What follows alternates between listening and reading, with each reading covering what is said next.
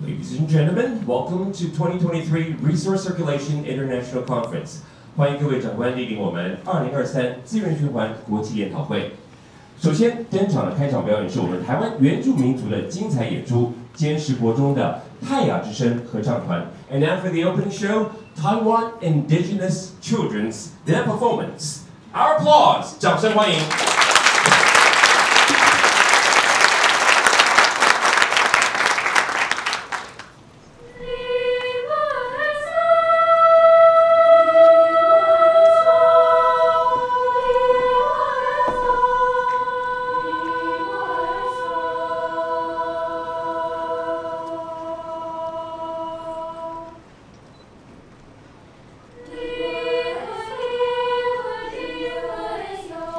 La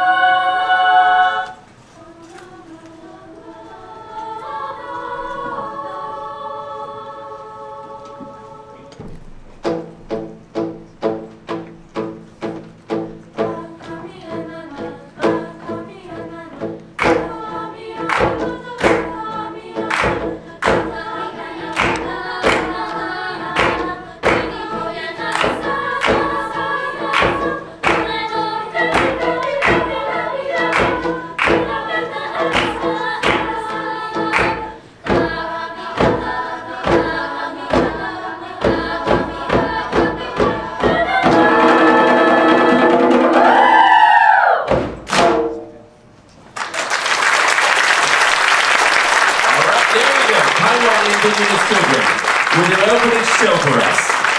Thank you, our applause to the wonderful performance for our Resource Circulation International Conference. Thank you so much.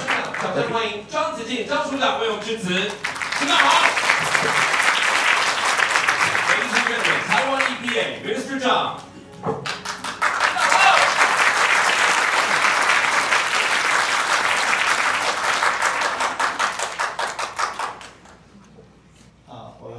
欧盟成长总署副总署长，各位 speaker， 各位贵宾，大家早安，大家好。早。首先，非常欢迎大家来参加我们今天的研讨会。特别要欢迎我们几位远道来的朋友，因为这个是我们疫情之后第一次召开的实体的研讨会。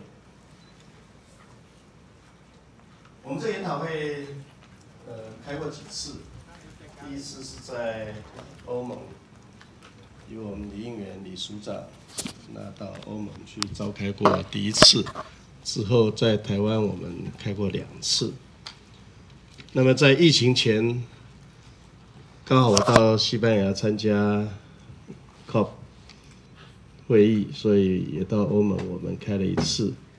那次要特别谢谢我们国际部司长的帮忙，给我们很多的帮忙，让我们能够顺利的来召开。那么这个资源循环的研讨会，其实对我们有很大的一个帮助哈，因为不管在技术上，在制度上，我们都有很多互相可以学习的。大家都知道，我们台湾推动 资源回收，其实我们有很长的历史啊。大概我们从1987年，我们就开始推动资源回收。那时候我们是从教育开始做起。之后，我们对于家户产生的这些废弃物，我们建立了一个4合1的制度，也就是延伸生产者责任。 那么要求制造生产的人，他缴交一部分的费用，那么利用在后端的回收再利用。所以我们现在对于家户的产生的废弃物，我们可以达到57.3%的回收率。另外，对于工业事业产生的废弃物，那我们是从法规的规范 要求它尽量去再利用，所以我们也达到了一个很高的再利用比率，达到86.5%。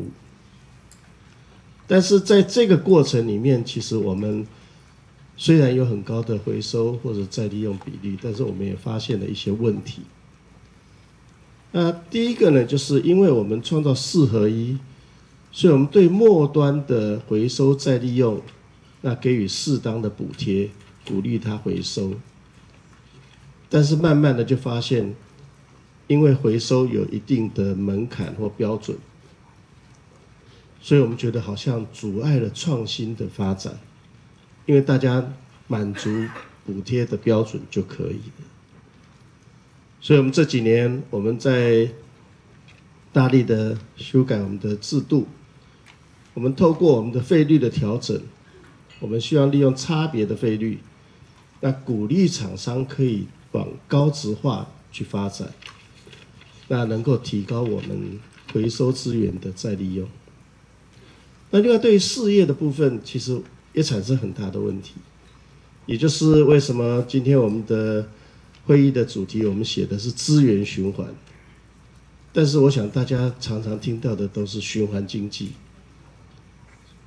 那也就是我们在推动事业的回收再利用，虽然看到很高的回收再利用的比例，但是我们慢慢发现有一些回收的物质，它在市场上竞争上它是居于比较弱势的地位。所以虽然这些资源我们觉得回收了它可以再利用，但是它的去化，也就是它再利用的市场受到限制，因为它竞争力不足。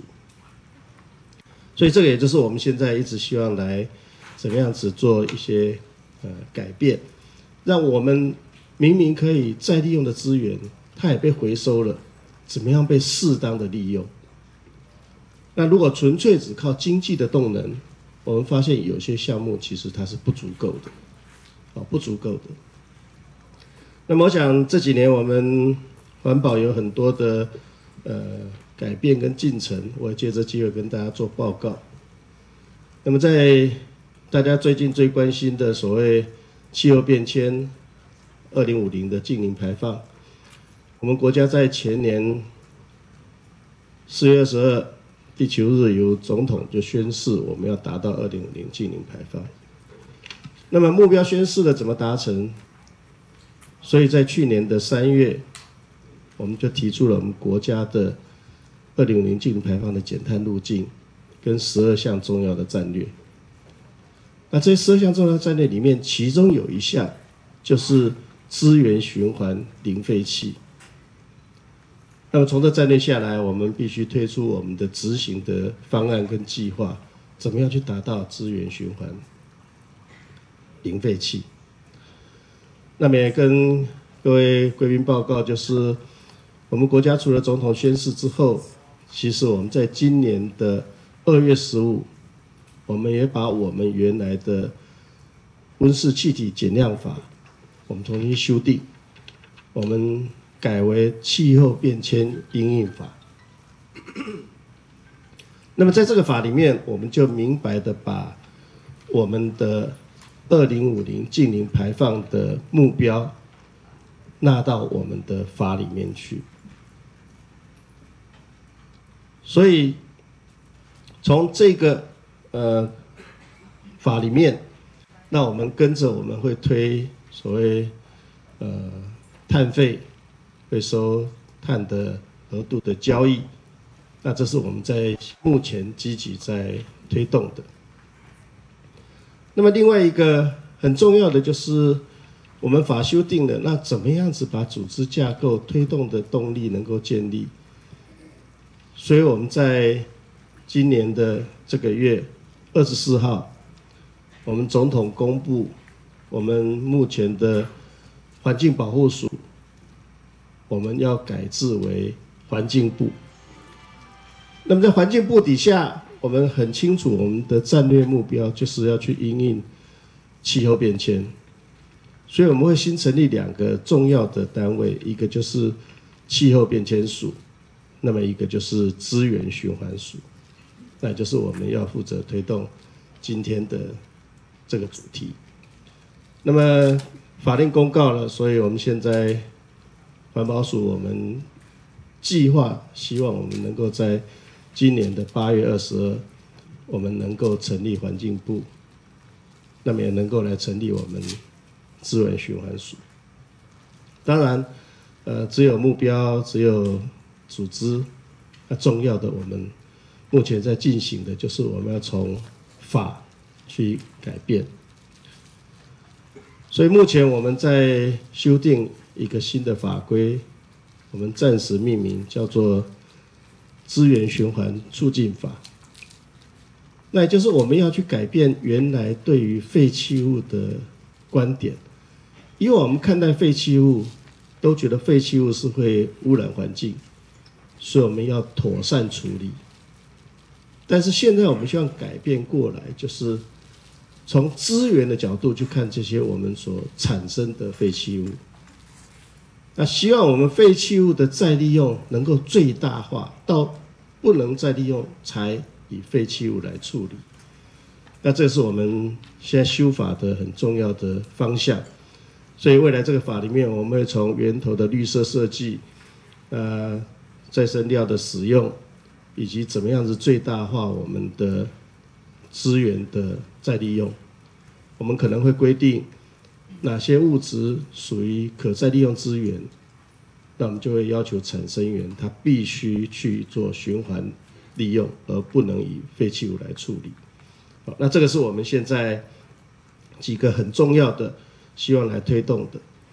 那么在这个过程立法之后，很重要的就是跟我们今天研讨会有关的，就是说，那我们要事业产生源把所产生的废弃物以资源的角度最大化来利用。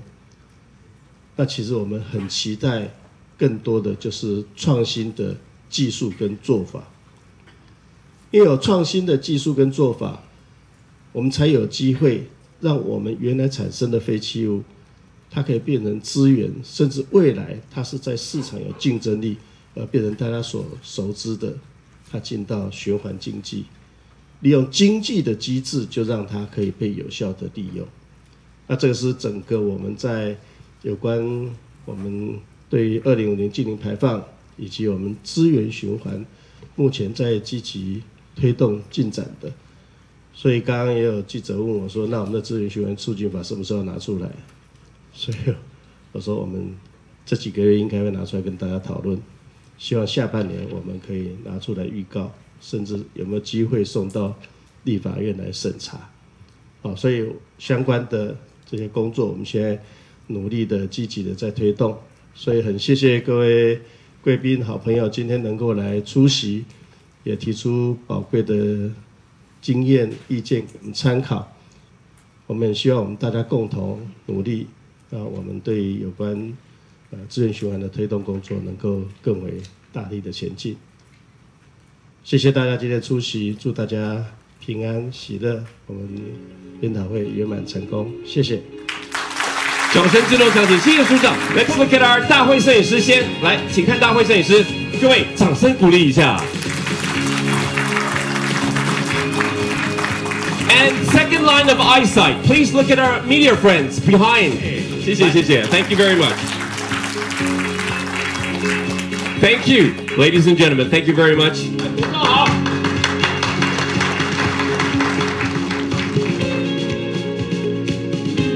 各位长官，各位贵宾，大家早安，大家好。我可不可以先邀请大家给我见过最热心热情的 MC 一个掌声，好不好？I'd like to invite everyone to give a round of applause to one of the most energetic and enthusiastic MC I have ever come across. Anyway, because I only have about 15 minutes, and I was only told that I should try to speak in English, so my presentation will be a bit jumbled between English and Chinese, with your indulgence. First of all, I'd like to start by saying that today's sort of my moderation topic, and to begin with a statement on what I call the visions and objective of an organization, be it a country or industry or company. There are two key words here. One is resiliency. Everything we are trying to do here is about resiliency, be it cultural resiliency, social resiliency, economic resiliency. So resiliency should be our shared vision, shared objective. And it is a must if we look forward to the future. The second key message is how do you ascertain resiliency? It's through improving circularity. In other words, circularity is the key strategy to ascertaining the vision that I have just described. And the circularity should be regarded as a norm. In lieu of what we traditionally call collection, recovery, it's about circulation. It's not a linear collection, it's a circularity. Now, given that vision and objectives, if we look at how we have done along those lines, and I'd like to take this opportunity to share a couple of numbers with everyone here. One is the global, what we call the circularity index, is about 7.2%. Actually, it went down from about 9.1% about 3 or 4 years ago, down to 7.2%. In other words, despite, we have had 27 COP events, and we have issued 5 or 6 assessment reports by IPCC. The carbon emissions continue to rise. Circularity index is declining, and that's a challenge.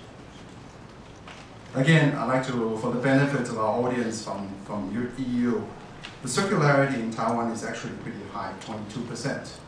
But there's still lots of room for improvement. Okay.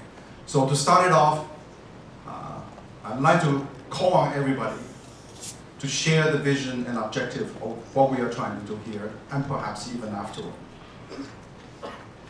Now, what went wrong? Why is it our circularity both in Taiwan and globally is a bit short of our expectations? Sorry.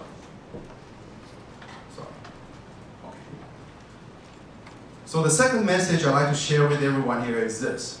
What went wrong in such that our emission continues to rise, circularity continues to decline? It's very simple. Because for 30 years, since UNFCCC was founded in 1990, we have continued what we call the practices of linear economy, which in short, or the best way to describe linear economy in Taiwan, it's a destructive form of economy. It's a degenerative form of economy. And most of all, to a society, it's an extractive form of economy. And how does it become destructive, degenerative, and extractive? It's very simple, because our linear economy thrives on privatizing profits and benefits and publicizing costs and risk. In other words, privatizing the profits and publicizing costs is considered a norm in today's economy, in today's social developments. So that's number one flaw in the linear economy, and therefore it must be phased out if we were to ascertain resiliency through high circularity. The second one, how does it happen, or what is the result of this value of the privatizing profit and publicizing costs? Is that we have built on what I call a supply chain that is a linear one. That supply chain is resource inefficient. It's an open chain. As you can see on this chart here, there are broken chains here. It's a fragmented linear process. And with that supply chain, it creates lots of what we call the externalities. And we have identified 6 externalities. The first one is obviously climate disaster. I didn't want to use the word climate crisis because it's no longer a crisis. It's a disaster we are facing today. Secondly, it also creates or affects our ecology. It creates a crisis ecologically. And obviously also the severe pollution. And directly, indirectly, because of the pollution to the air, to the water, to the soil, we have very, very severe pollution problems. And then of course have its impact on our health hazard. And because of this form of economy is an extractive one, we created an urban and rural gap between big cities and countrysides and rural areas. And finally, as a result, social injustice. I want to quickly go through those 6 because these are the 6 externalities we are facing today. And it's worth noting, we are only focusing on one of them today, climate disaster. We haven't really got ourselves together to address ecology, to address pollution, health hazard, and social injustice, and so forth. So it is important that to structurally to revisit our form of economy. And therefore in Taiwan, for the benefit of our visitor from overseas, in 2017, the government in Taiwan put structural change from linear to circular economy as a global, and of course, as a Taiwan's national agenda. In other words, we have to transform our economic model, okay, to achieve or to mitigate all the challenges we face today. Structurally, okay, not by piecemeals, not by bandaging. Okay, sorry, I haven't quite figured out how to use this one yet. Now, once we are able to accept and perhaps not only accept, but reflect on what the problems we have had during the last 100 years since the Industrial Revolution in the form of a linear economy, what we are hoping to do today is to kickstart what we call to bring in the circular economy in order to actually fundamentally increase our resiliency through higher circularity. Now, how does circular economy differ from linear economy? It's a restorative form of economy. It's a regenerative form of economy. And foremost, it's an inclusive as opposed to extractive form of economy. Circular economy can help us decouple from resources, which, by the way, would only continue to decline.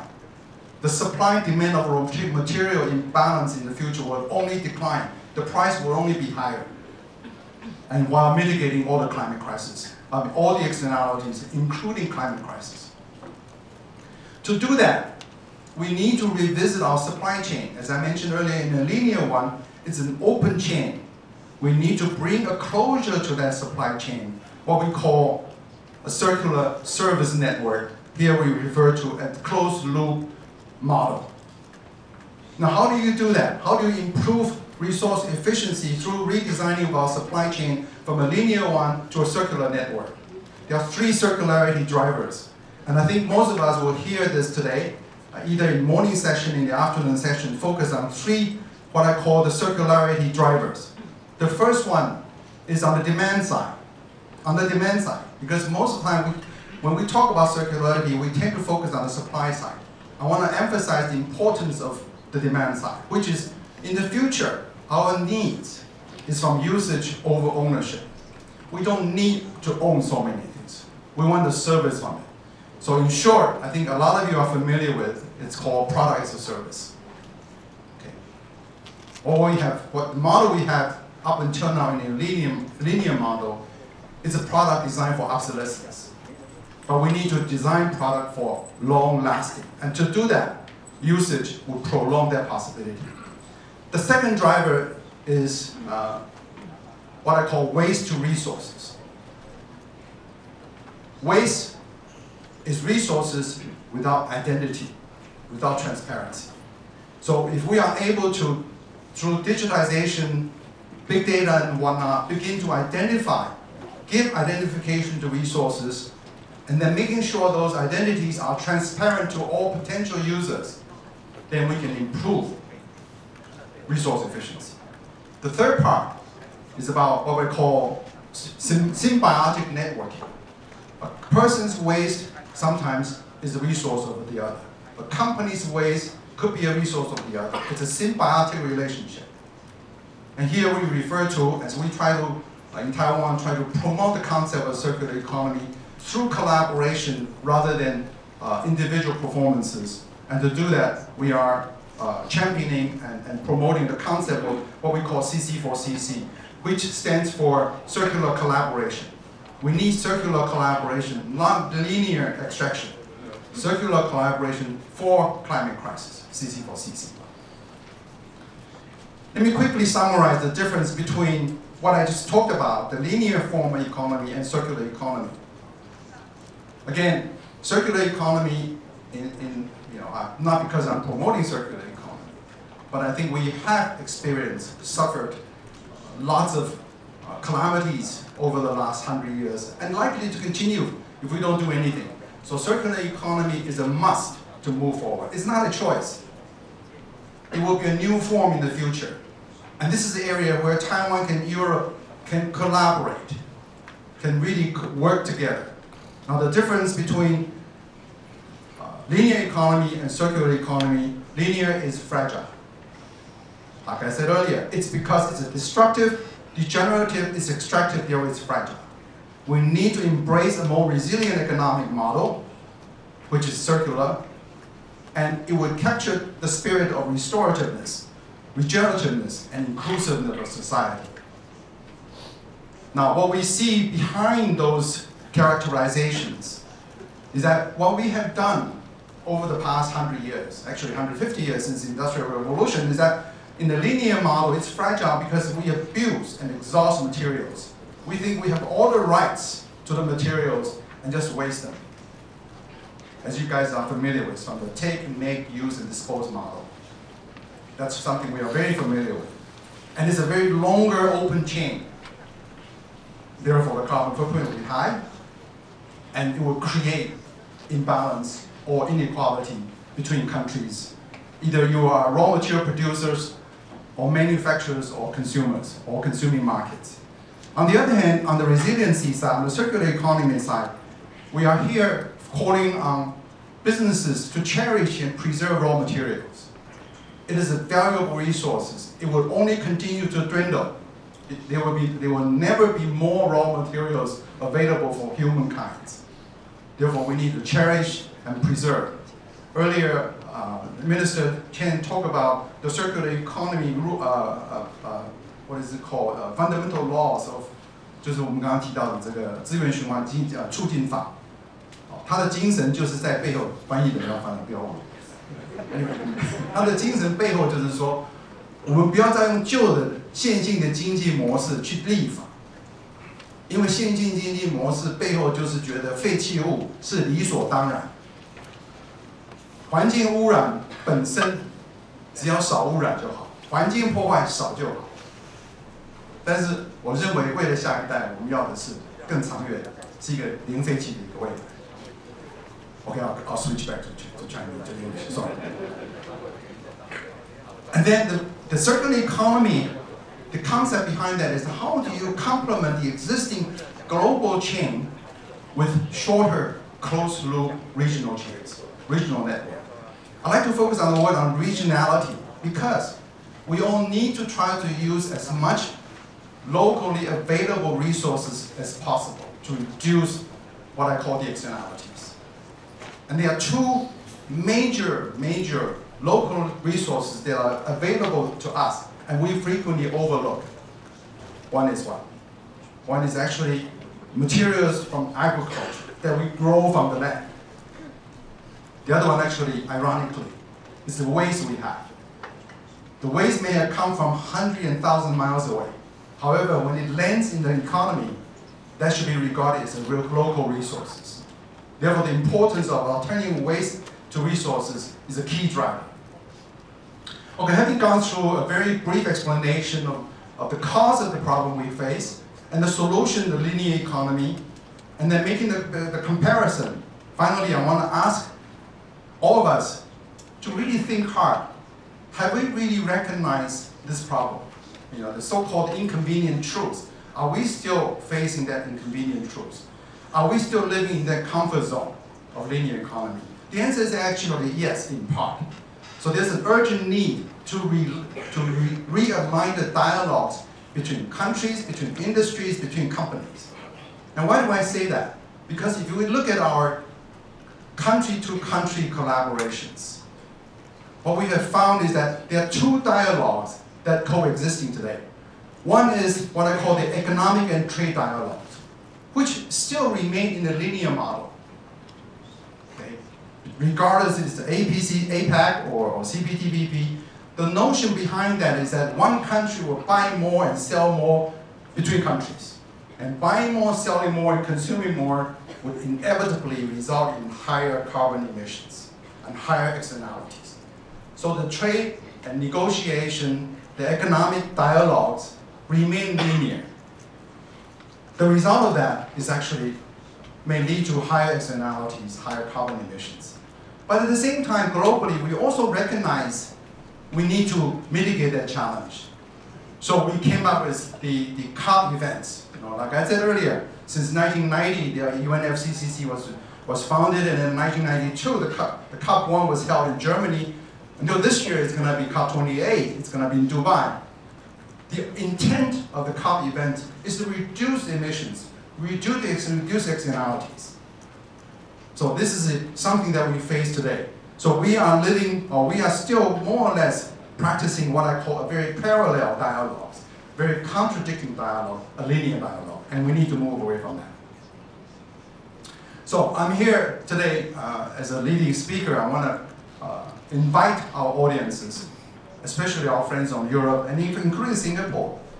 We need to collaborate together. No single country can do it alone.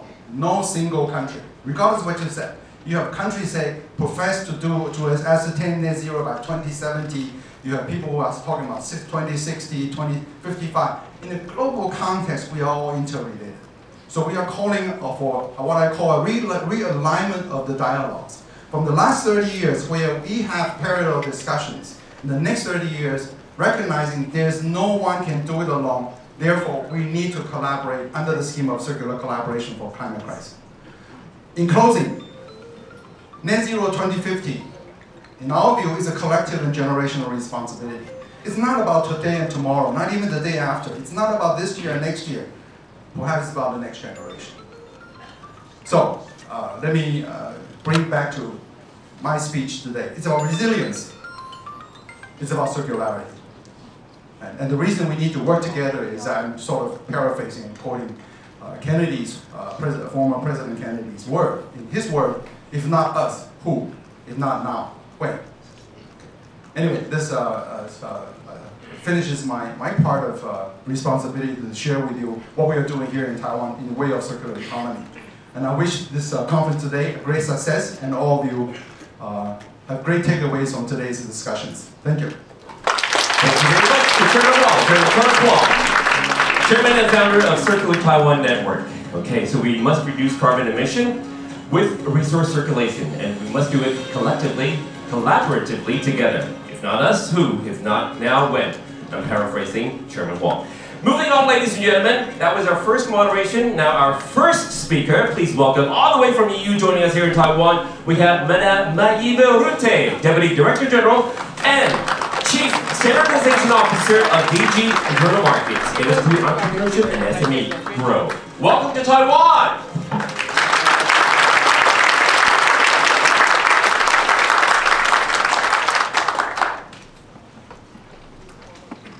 Honorable Minister Chang, ladies and gentlemen, good morning. Good morning. I really feel honored and really excited to address this particular session this morning. And I also feel particularly honored and excited because it really feels as if we are reading from the same notes. So the things that we have just heard presented by Minister and by Mr. Wong, I would have said the same things. So it's really a pleasure to be here because many of the concepts we are very clearly sharing and seeing the world the same way. So I didn't prepare slides for you, so you will need to use your imagination to also have these colorful pictures as I speak. And to start with, let me first say that I am coming from the European Commission, which is the closest we have to a government, since you know Europe consists of member states. So the Commission is the way we lead many of these Europe's building projects in Europe.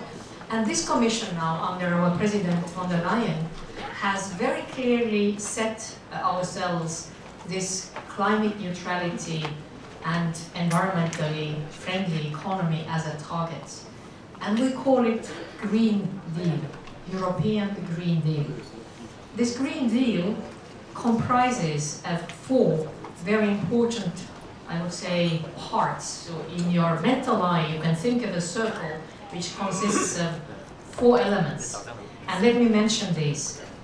First of all, we of course aim at being carbon neutral. So carbon neutral, we have set ourselves the target to be carbon neutral by 2050, but we don't want to wait until, let's say, 2049, and then, you know, in 1 year, when they wake up and say, now we become carbon neutral. We are actually already on this way. And we have in Europe adopted a law which basically obliges our countries, our member states, to already cut carbon emissions by 55% by 2030. So we are accelerating the transition of our economies to make sure that indeed we get carbon neutral by 2050, and it's not a matter of only next generation, it's something that we live already today. And with this we have really a range of various legal initiatives as well as policy and subsidies which are pushing towards carbon basically removal from the atmosphere, but very much also avoiding the emissions. Then the second part of our Green Deal thinking is about environmental protection, biodiversity protection, and reduction of pollution. So that's what we saw also in your slides here.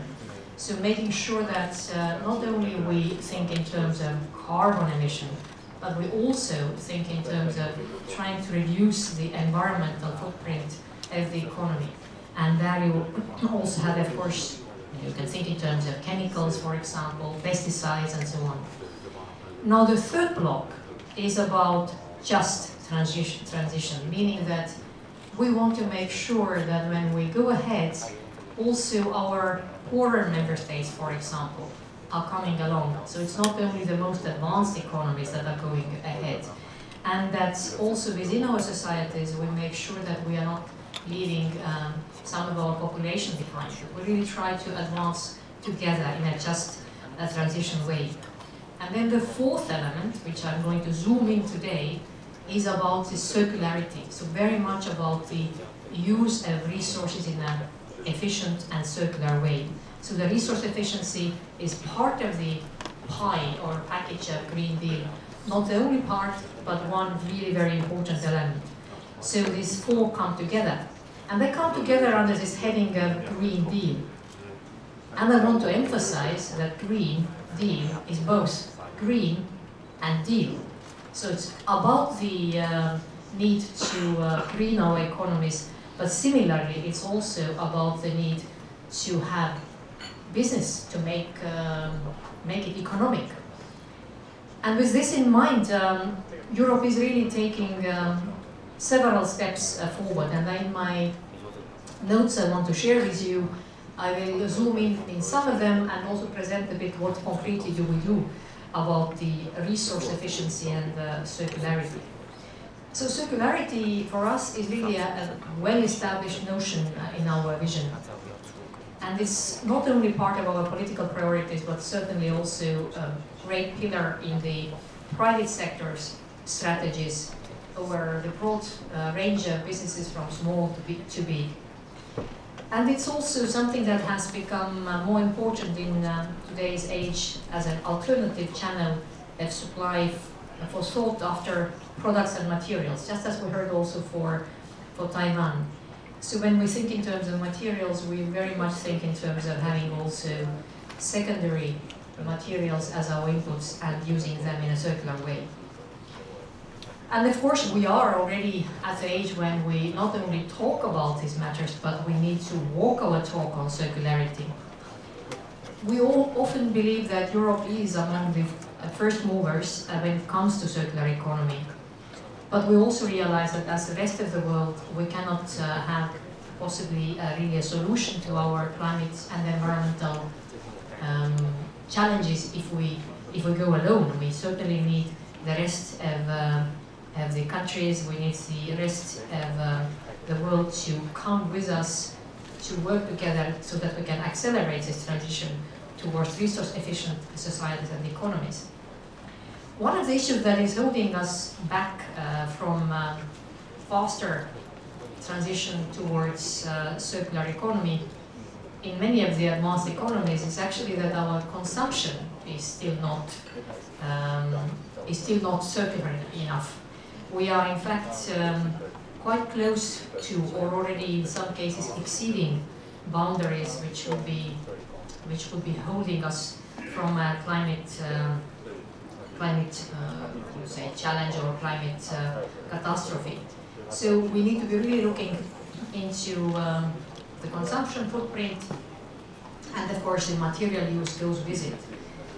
And we believe that it's not only about production that needs to become more environmentally and climate friendly, but it's also the private consumption. It's really the consumption habits of people. In Europe, we are aiming to address these issues and to accelerate our path towards circular consumption and growth. And of course, as I already said, in order for this to become a mainstay, this means that it's not only by regulating that we can have success. Regulation and legislation is of course essential, but it's not the only way. We need to really make sure that there is a business case, that businesses can make money out of circular economy, out of circular products, and that's how it's going to be then really becoming this new reality. So we want to find ways of creating these incentives and initiatives which would respond to business logic, and which would allow for such rational steps to be taken towards a circular economy. We have adopted in Europe already a couple of years ago, so in 2020, Circular Economy Action Plan. And this comes with quite ambitious goals to reduce our consumption footprint and to actually double our European circular material use rate in the coming decade. So to double the way we are reusing our materials. And let us take a bit of a closer look at this plan and zoom in on some of the sectors which it covers, such as raw materials, textiles, and construction. So let me start from the Circular Economy Action Plan itself.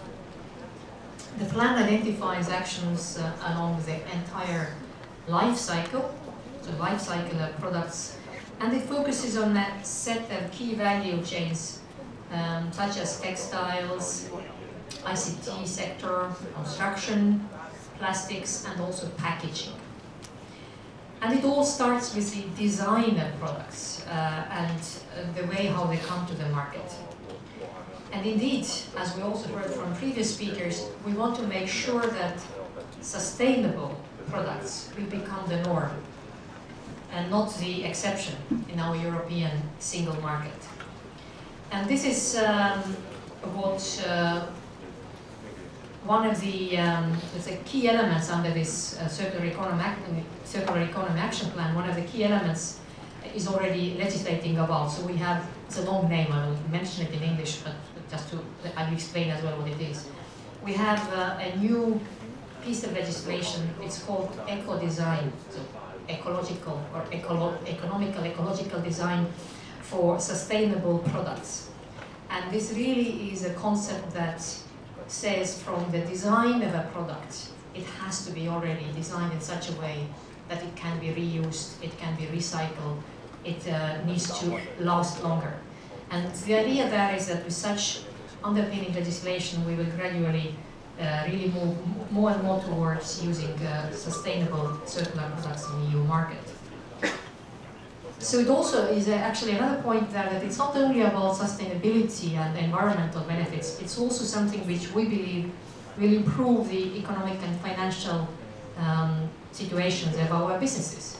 Because of course they will reduce the resources they take for their products, and they will also reduce the dependencies, often dependencies on exactly on these raw materials which are in very scarce supply. And then the other part of the solution is to change consumption patterns, which I mentioned already. And it often appears to be quite serious bottleneck. Because of course circularity is also about buying consciously. using products longer. And as we also heard for Taiwan, it's about sorting waste correctly. I very much liked what Mr. Wong said about waste being a resource which doesn't yet know his owner or has forgotten who the owner has been. So this is something where, about the waste management, we can see if there are also maybe ways of working together with Taiwan. So here we are seeing in Europe that to a certain extent our consumers are already leading the change towards different consumption. The perfect example and the business case for consumption curbing can be seen on the many shops opened during the COVID-19 pandemic with actually package-free, so without package, and sometimes also refill, reuse systems. So these are good practices which are going to be continued now as the pandemic is over, and we realized that often these shops took these initiatives already before we even came forward with our new packaging regulation. So there is a lot of goodwill and initiative also in the private sector, in fact. And all of this, of course, requires also monitoring. So we are putting forward frameworks that allow us to keep an eye on our material use, our packaging use, our recycling use, and we also look at the registration and patents in recycling and secondary raw materials. And I'm happy to say that as to the patents, they keep increasing quite significantly from one year to another in this part of the economy, while our greenhouse gas emissions keep reducing, which is also, I think, good news. So now let me zoom in on the sectors which I mentioned before. On the raw materials first. Well, I'm talking about the critical inputs that we need to deliver on our green transition. Well, we all know that also the production of semiconductors doesn't come from the thin air. It needs raw materials, often in short supply. Our battery manufacturing for electric vehicles takes not only lithium but also other raw materials, or the windmills, the wind turbines, they need rare earth magnets.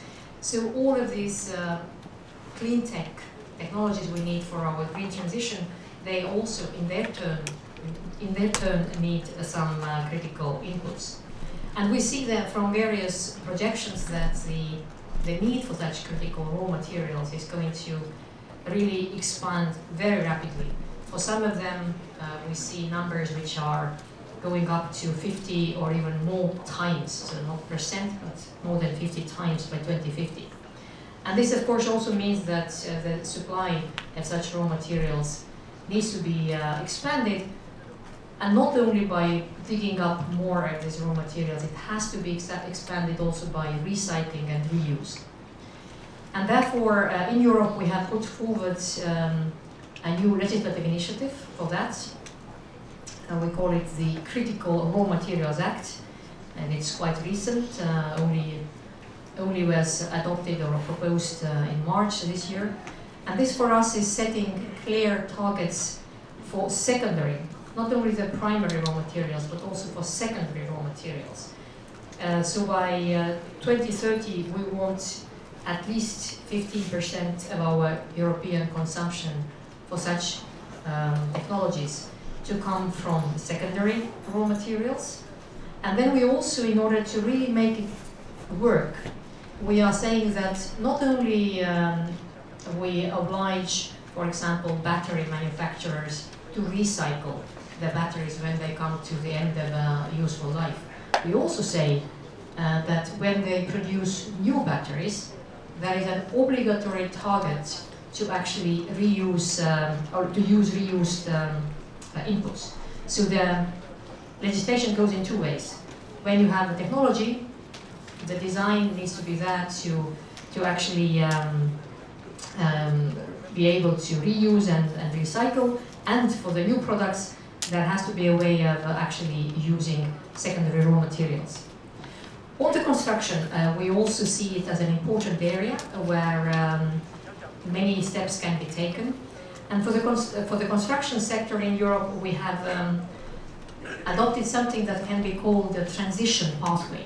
So together with the industries in the construction sector and the member states and legislators, we have come together to create a pathway towards sustainable construction sector in Europe, looking into what it takes, from investments to skills to also making sure that construction products themselves can be more sustainable and more circular. And we are investing also in digitization, because digitization of the construction projects can help in transparency and can also help us keep an eye on really the material use there. Finally, on textiles. Textiles is a sector which is quite difficult to actually move towards circularity. We in Europe have a strange phenomenon. Our textile industry in many ways has moved, the textile production has many ways actually moved to Asia. So we end up importing a lot of textile which then stays in Europe as waste, and we don't yet manage to properly reuse or recycle. We have to a certain extent the capacity, but it's not at a sufficient level. So we have set now ourselves an aim to also put this sector more into reuse, to go towards more sustainable consumption in the textiles as well, from actually trying to curb a bit the the fashion that is putting new products for every few months and then it is thrown away. Plus also to try and innovate so that these materials could be more recycled, reused, and used for as a raw material. We, in the textiles part, we also want to make sure that there is a clarity about what is really sustainable and what not. There is unfortunately quite a lot of greenwashing happening, and we want to make sure that when we have green claims, that these indeed also then present cases which are sustainable and correctly green. So finally, let me say that in Europe we have put forward really, I would say, a good basis for becoming circular, for becoming resource efficient, and many of these areas are very similar to what we have just heard for Taiwan. So I do believe that we have great opportunities for establishing more business collaboration in these fields. We certainly need a lot more innovation. We need new technologies in this field, and then again, the collaboration between Europe and Taiwan could bring us benefits. I want to finally thank Minister Chang and your teams for helping us with this session and bringing from your side also many businesses to these events, because that is a way of moving forward, so moving forward together and innovating in this field. Thank you a lot and good success to the events today.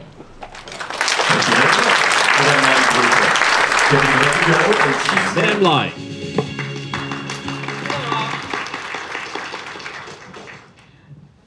署长还有副总署长以及我们这个黄董事长是我们的演员还有主持人哦，你真的是带给我们很大的活力哦。首先是谢谢各位我们这个远道而来的贵宾，以及我们在场关心资源循环的一些朋友，大家一起可以来参与这个研讨会。那我想听了我们刚刚署长还有副总署长以及这个黄董事长他们对资源循环政策的一些这个引领哈，还有这个说明哈。那我这边接下来是要告诉大家说，那环保署这边怎么来做这件事情哈。那我会从我们现在做的一个现况，以及我们未来要推动的方向呢，来做一个报告哈。好，那首先就是说，我们可以统计我们的一个资源循环的情形哈。那现在我们在原物料的部分呢，我们70%是要去仰赖这个进口。那如果是扣除我们这个加工在制的部分。好，那国内的一个消费量，好，每年大概平均都是2亿公吨哦。那我们是从这个就是西元2012年就开始统计这个数据，好，那也这个算了一个每年消耗的一个这个数量。好，那黄董事长他有曾经说过说，其实在台湾呢，就是2种是我们自己产生的，我们的一个原物料资源是不多的，可是我们的农业呢是我们本土的，还有我们的废弃物呢是我们本土可以来这个利用的资源哈。那下张图呢是告诉各位我们在这个废弃物端的统计哈。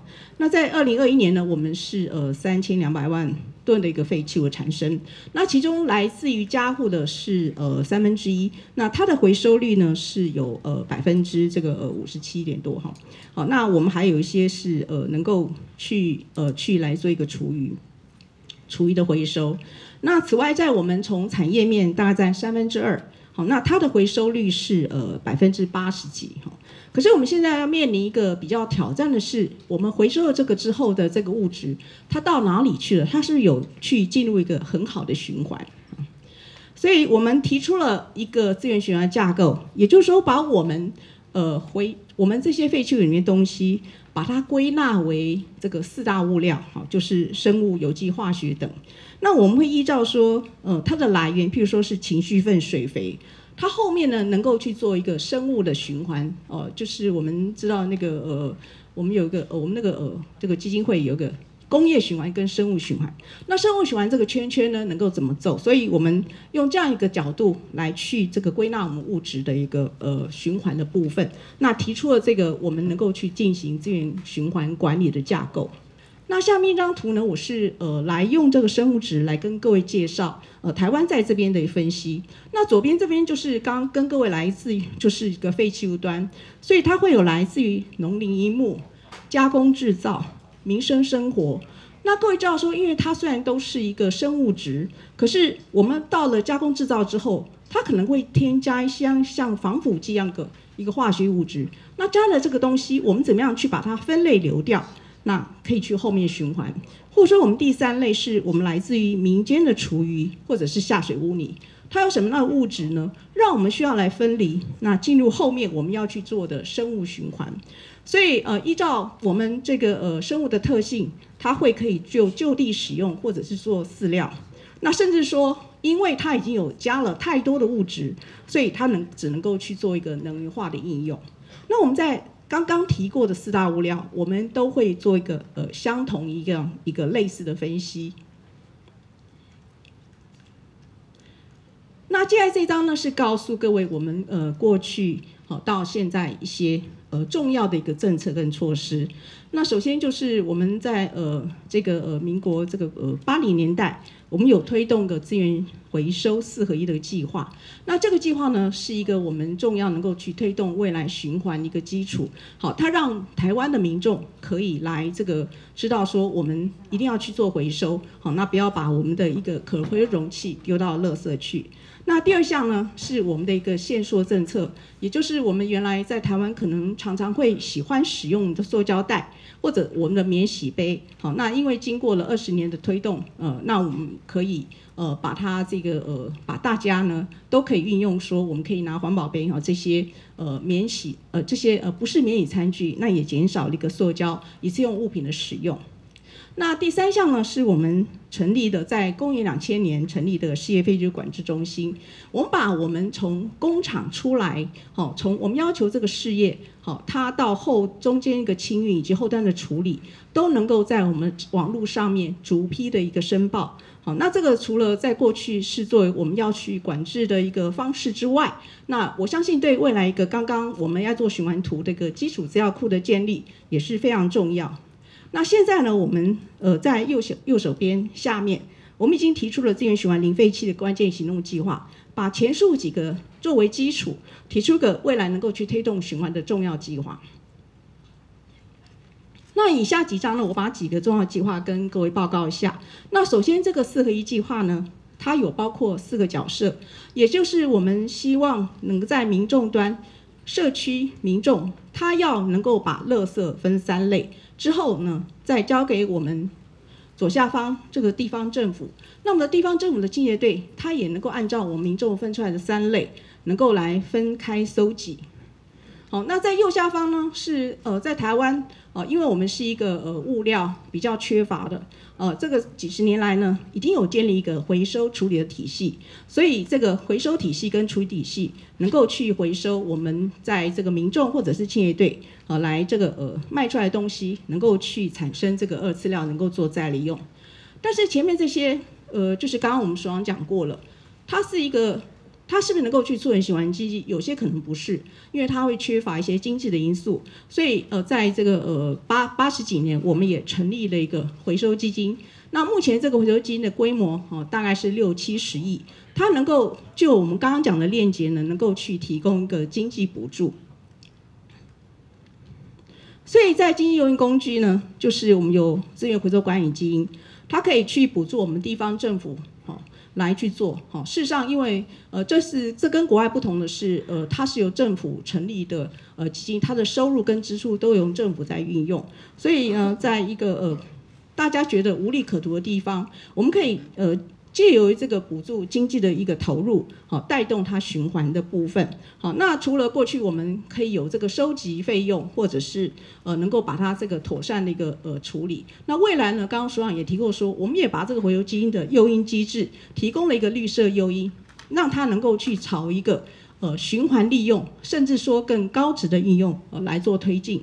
那此外，就是我们现在呢也在研究说，除了我们这个产品端之外，在我们的一个事业端，产业出来的废弃物，它要去进行处理，可能也会有一些在后端用途经济诱因不足的地方。那我们也在归纳一个促进费，能够把最后里路进入循环的这个关键因素，能够把它补起来。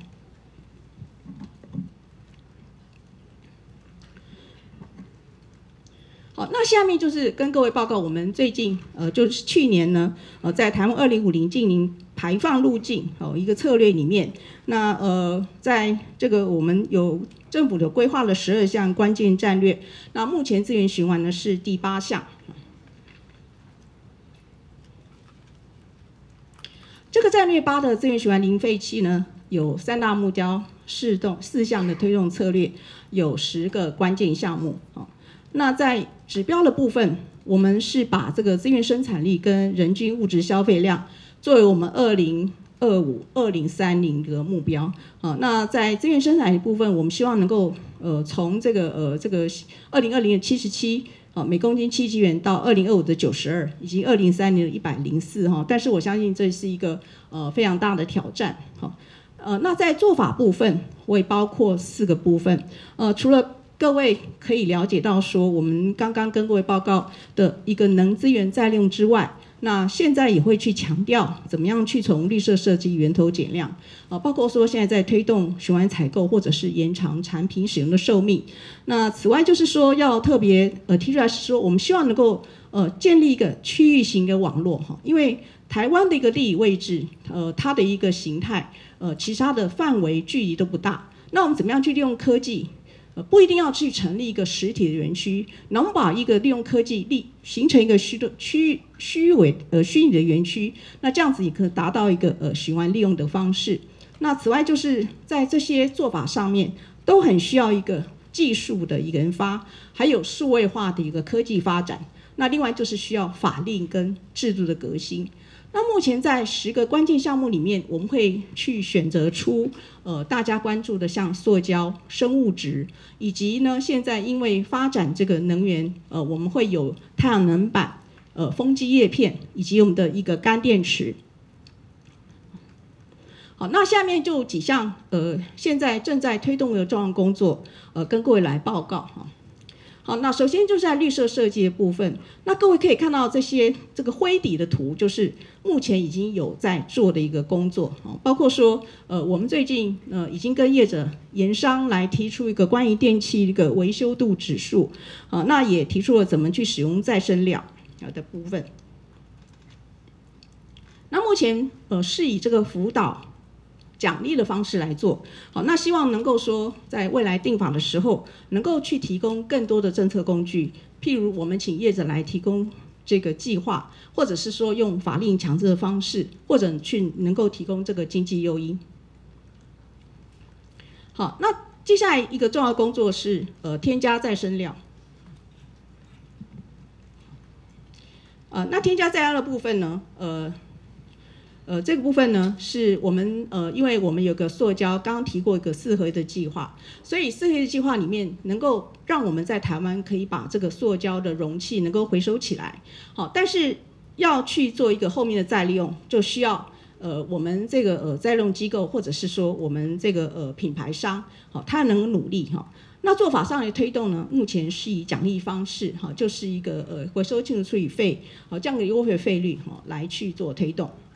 但是一个很重要的关键就是各位可以看到这个消费者能够去接受，也是一个我们未来陆续要去努力的目标。好，那下一项是延长产品使用寿命。那目前在推动的像我们这个台糖沙仑的智慧绿能住宅，它把一些电视机或者是电梯这样的家具能够去用租用的方式。那此外在民间我们也有很多一个分享平台啊。那另外我们在政府部分也推动一个循环采购哈。那我们会从公部门开始。那明年呢，我们会要求几项一个特定产品，希望公部门它可以达到在这个30%是用以租代买的方式好来推动，那这样就可以去推广以使用取代这个拥有，以服务来取代销售的一个这个做法。那下一项呢是能够去这个把废弃物转换为能源哈。那这个部分呢，我们也是觉得未来可以跟欧盟一些这个来合作的地方。那现在我们看到这个上面这个图就是像SRF 跟沼气是有在推动的部分。那相信未来在氢气或者说甚至一个木质克料如何进来，能够让我们能够有更多这个再生要去努力的方向。那下一项是关于我们无机物力量的部分，把它做成一个再生力料，替代天然砂石哈。那现在已经有在推动道路工程，或者是进水疗的部分。那还有呢，我们也希望说，能够推动我们的港区填筑。好，那这样的填海方式跟这个新加坡是不一样的，我们是把它做成再生力料。那在港区呢，它运用的时候呢，作为一个替代海沙的部分，好，来提供个我们20年能够长期稳定的去处。那下一项呢，就是刚刚各位提到说，我们以台湾的这样一个特性，哈，那我们的一个半导体是我们很重要的产业。可是它产生的化学品或者一些这个物质能够去利用或者是不管是回到他们的制程或者回到他们的产业，都是很重要的工作项目。所以我们应用这个网络的方式，好，能够去建立一个循环的一个有利的环境。那下一项呢，是我们跟这个欧盟有来参考的一个产品数位护照。那我相信产品资讯的揭露是一个很重要的工作，因为刚刚我们几位的讲者有说过，我们的这个需求端，那需求端怎么样去影响它？那它怎么样去影响我们的供给端？那也就是说，消费者我们要知道这个产品从一个开采、运用，好，它如何它的一个如何去制造，以及它资源使用的情形，那这样可以让消费者了解这个永续性，进而去选择我们更环保一个产品。好，那这一项呢，这个是一个资讯系统。那我想我刚刚跟各位报告过，我们在2000年的时候有这样一个系统。那这个系统可以让我们了解目前我们产业出来的废弃物。那也希望说利用这样的基础，让它能够去分选进入循环，是一个很重要的一个发展。所以我们会利用这个系统去进行一个发展。好，那目前在资源循环的一个资料库呢，也有去建立我们这个资料库，所以包括说物质的投入，还有环境负荷的密度等等呢，都有来进行这个计算。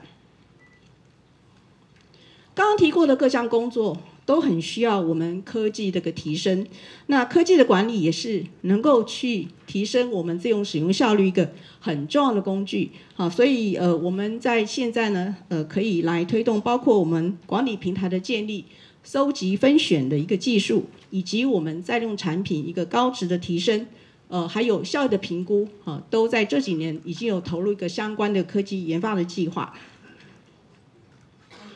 那最后在未来呢，我们怎么样去推动未来一个大家资源循环的蓝图？那最重要是说，在法令政策能够去很清楚。那这张图就是刚刚提过，我们有一个翻转图。我们过去是把这个产生出来的废弃物当作废弃物来看待，那未来呢会把它先当作一个资源来去做管理，好，让这个资源极大化，好，废弃物极小化。那做法上呢，会把现在2个法融合成一个资源循环促进法。那它的重点呢，会包括我刚提过的一个绿色的一个源头管理，以及我们把废弃物的一个观念改变，观念已经改变那会去做调整。那在一个认定是循环物之后，怎么样去加强它后面的一个循环管理以及一个辅导管理的措施？那会在这个法里面呢来做一个引导跟机制的建立。那当然很重要是说，我们要推动这些事情呢，好，那也有幸就是最近我们环境部的一个组织条例已经有成立了哈。那在下面有成立一个这个3级机关，就是资源循环署，那会把我刚刚讲的工作能够去投入更多的人力资源来去推动，包括说一个这个资源循环专法的订定跟推动，以及我们要去建立掌握物料来源特性、适材适所循环使用一个资源循环的一个系统。好，那我想最后呢，这个配合2030排放一个趋势跟政策，还有我们联合国 SDG 12能够去推动绿色设计、资源循环。那我们会在这样一个推动目标下面，去改善我们的法规，提升一个创新的技术，我们链接网络，并且加强沟通。那以上是我的报告，敬请各位指教。非常谢谢赖处长精彩的分享 ，Thank you so much, Madam Lai. Singapore, please welcome 新加坡国家环境局废弃物管理处处长 Mr. Ron Wong. Director Ron Wong is Director of Waste Management Division, National Environment Agency, Singapore. Hi, good morning. Minister EPA Taiwan, Tzi-Chin, friends from Europe and Taiwan, a very good morning to everybody.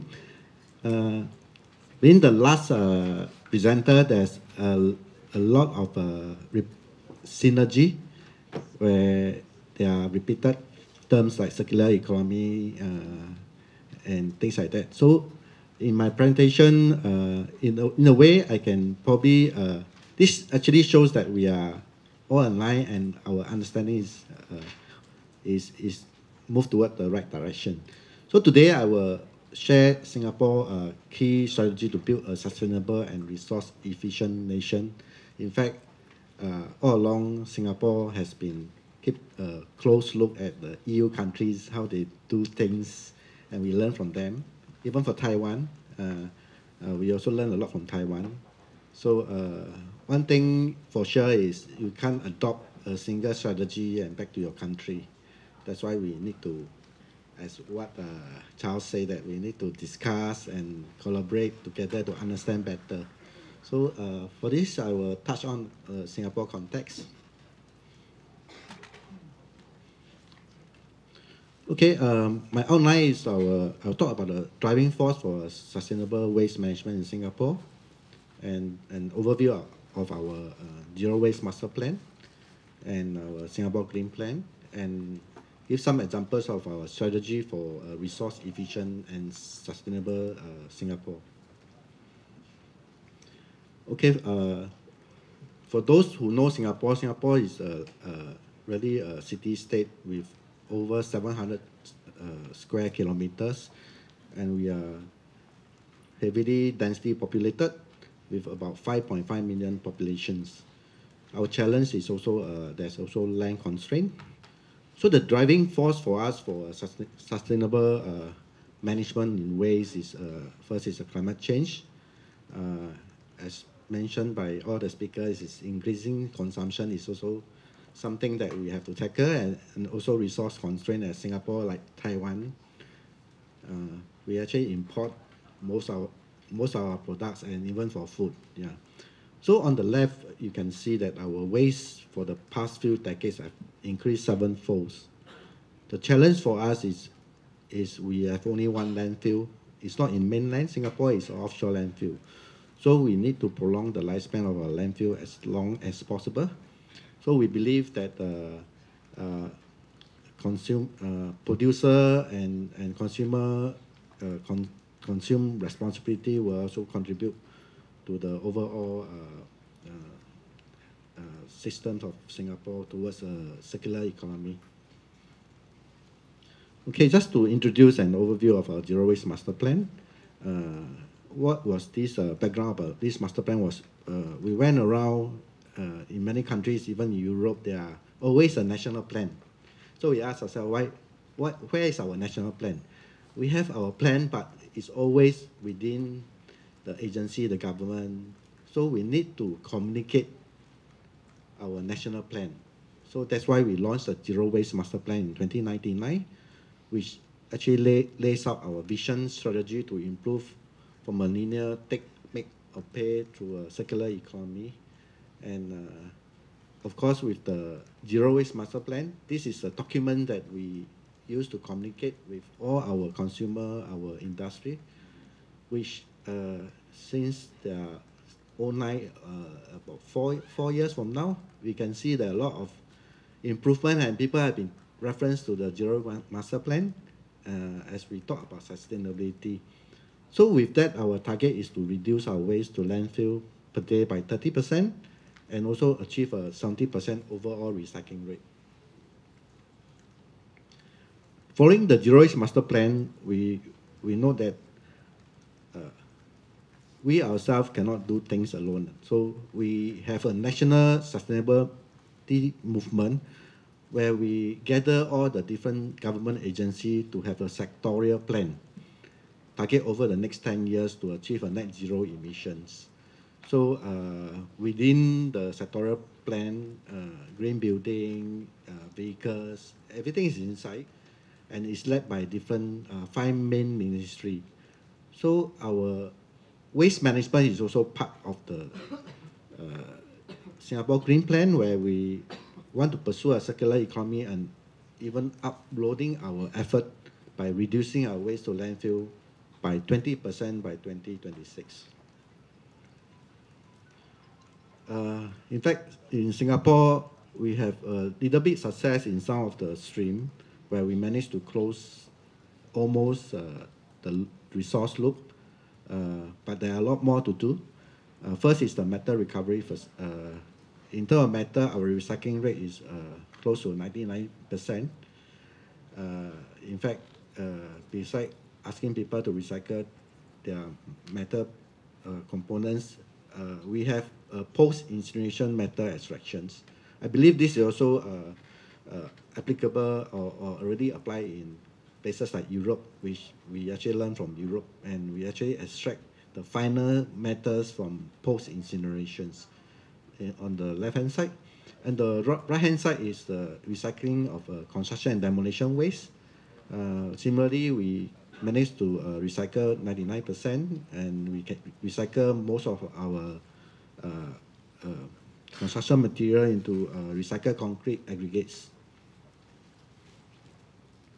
So there are also other streams that we are lagging behind, one of which are e-waste, food waste, packaging waste, including plastics. And in 2019, we actually enacted a Resource Sustainability Act to impose regulatory measures to some of these waste streams. I will touch on in further detail in the next few slides. First is closing the e-waste loop. In Singapore, we have introduced the extended producer for e-waste since 1st July 2021. This is not something that the EU country is very familiar with, EPR, and even Taiwan, they also adopt EPR on their own. So this is in fact the first EPR that we adopted in Singapore, where we want the producer to be responsible to take back whatever product they put into the market. And we appointed a producer responsibility operator, which to help us to manage the collections and to recycle the end-of-life products.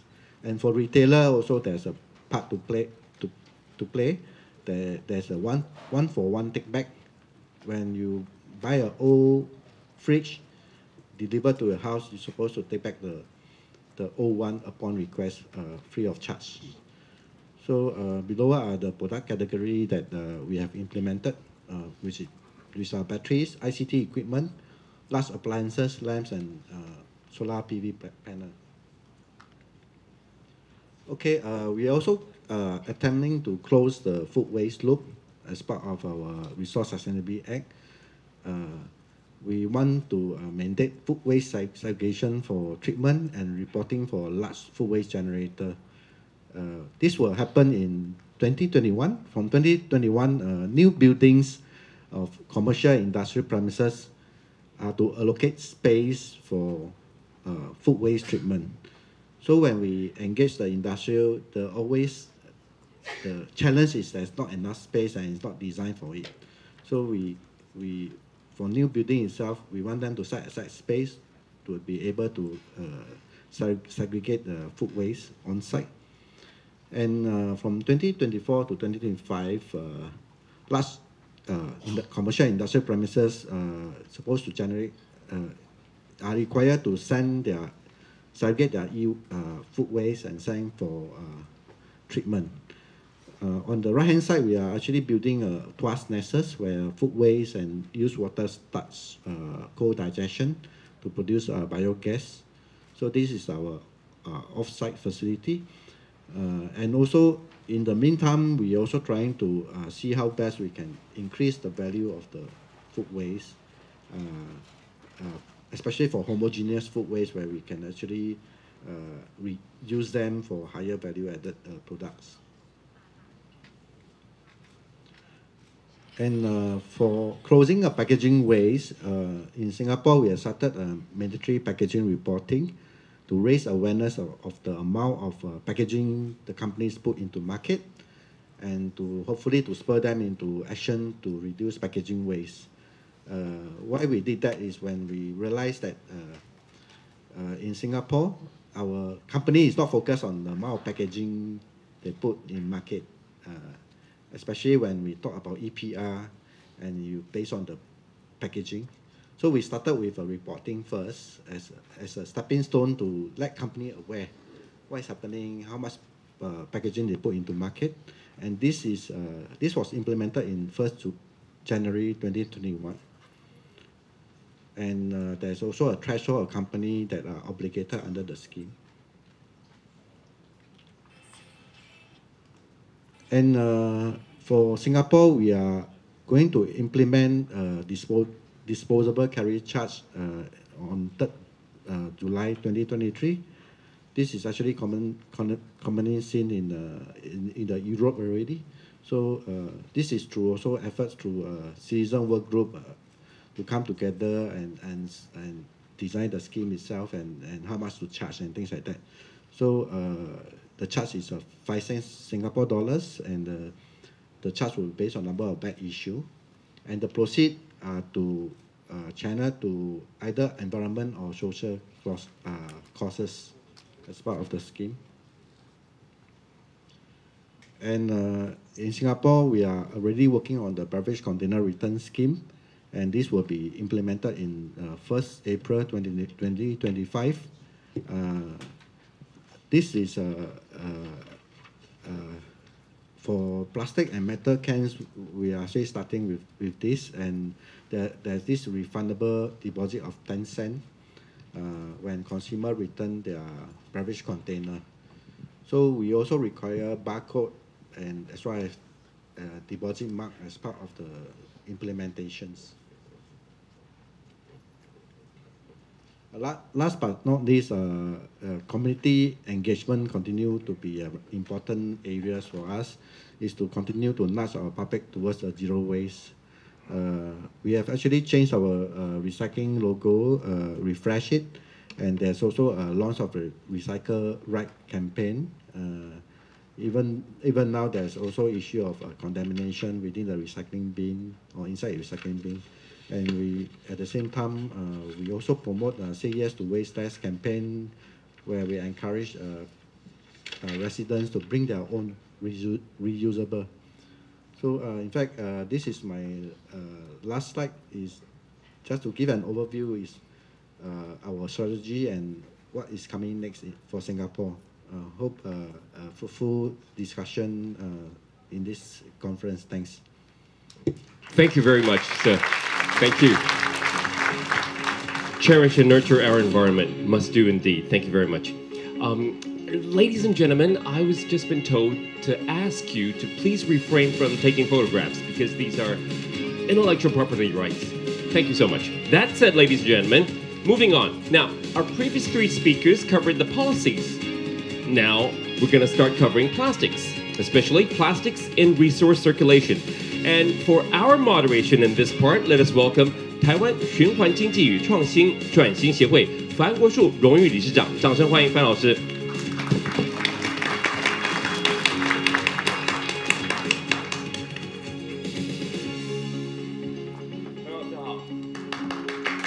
各位好。Good morning, ladies and gentlemen. It's my honor to be here as the monitor of this session. And I'd like to brief you some background on the plastic circularity over here. I wish I had as long as 15 minutes as Charlie had spoken, but I will control my background in 5 minutes. Well, over here, that's the plastic production is around 13 million tons per year, okay? And in which 77% was export. And the other 23% that's consumed over here. And my observation is that there are 5 major directions for the management of post-consumer plastics.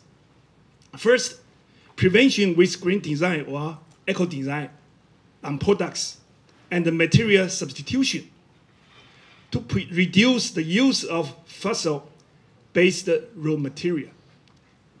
Secondly, reduction and separation at source, such as factories, supermarkets, at home, to reduce the consumption of such products.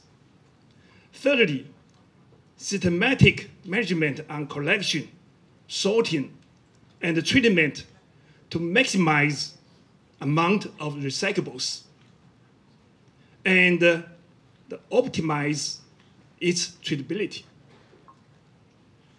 And the fourth, life cycle extension and value added to extend the cascade process with upcycle and downcycle as well, and add value on the whole process. And the fifth, net zero carbon approach to minimize carbon release for the whole system.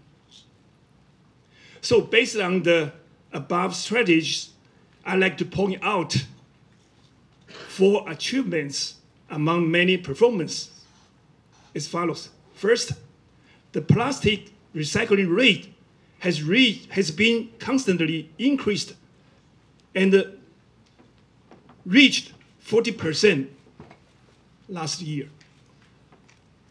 In addition, another more than 50% was with heat recovery from the garbage incineration. Secondly, the domestic plastic consumption, I believe you were interested in that, reached a 12% decrease in 2020 as compared with that at 2012. Then, during the outbreak of COVID-19 pandemic, the decline is disrupted by that. And it reversely showed a 30% increase at 2022. But fortunately, the incline is leveled off in the recent months under our control. Thirdly, national targets of single-use plastic reduction, recycling rate for packaging, and recycled content are set for 2025 and 2030 in a practical way after prolonged actions. And the ban on single-use cup, cutlery, and the bag will be enforced at 2030. Other restrictions, such as single-use personal kits on hotels, packaging for e-stores, and the expansion of reusable cups for carry-out will be implemented very soon. Fourth and finally, cascade process extension creates a booming recycling market over here. SRF is a good example. By EPA's demonstration and promotion, low-end value plastics are collected and fed to make SRF, instead of directly burning in the garbage incinerators. So currently, the demand for SRF is sky high and undersupply. On the upcycle side, a brand new market in the bottling industry has been created since the approval of mixing recycled plastics in containers with food contact last year. So we are very happy that we were to report on the upcycle side at this needed moment. So I trust that the following two reports were helpful for the new development in Taiwan over here. Thank you. Thank you very much to Chairman Fan. Thank you for the wonderful moderation. So to talk about plastic, our first speaker for this part would be Signor Riccardo Tuffi, researcher, Italian National Agency for New Technologies, Energies, and Sustainable Economic Development. Please welcome with our applause. Buongiorno and good morning, everyone. It's an honor for me to be here today. I'm Riccardo Tuffi, an industrial chemist and a researcher at Enea. Okay. First of all, I would like to introduce you my research institution. Enea is a public body aimed at research, technological innovation, and provision of advanced services in the sectors of energy, environment, sustainable economic development. Enea is divided into 4 technical departments, one of which is the Department for Sustainability. In turn, each department is divided into divisions and divisions into laboratories. Oh, sorry. The Department for Sustainability develops, implements, and promotes innovation in production and consumption system. As you can see, the field of interest are many, but the user division is the operating arm of the Department for Circular Economy, and it works at various levels, within production processes, in industrial areas, in urban and extra-urban areas. Last but not least, there is my laboratory, Technologies for the Reuse, Recycling, Recovery, and Valorization of Waste and Materials. Thank you. Thank you very much. Yes. In accordance with the hierarchy of waste management, the main target of my laboratory is to the material recovery of from plastic waste and processed byproducts, but not only the single valued elements, but all the material present in this waste.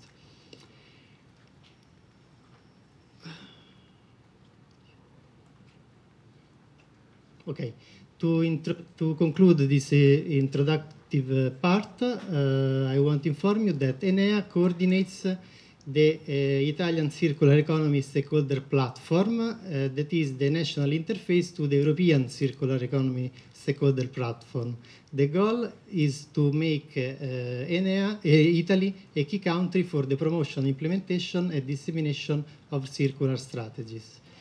The working group on plastic materials has 31 partners, and the main activities of these partners include meeting, sharing of knowledge, writing position paper and best practices. Okay, about plastics.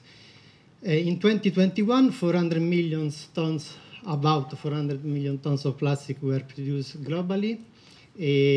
Plastics are durable, light, economic, and versatile materials, and therefore they are used in many different sectors, as packaging has the largest market. For polymers accounts for the large majority of the plastic production, and only while circular plastics, bio-based and post-consumer plastic, recycled plastic, represent only 10% of the global production. Most of plastic being used as packaging materials becomes waste very, very quickly.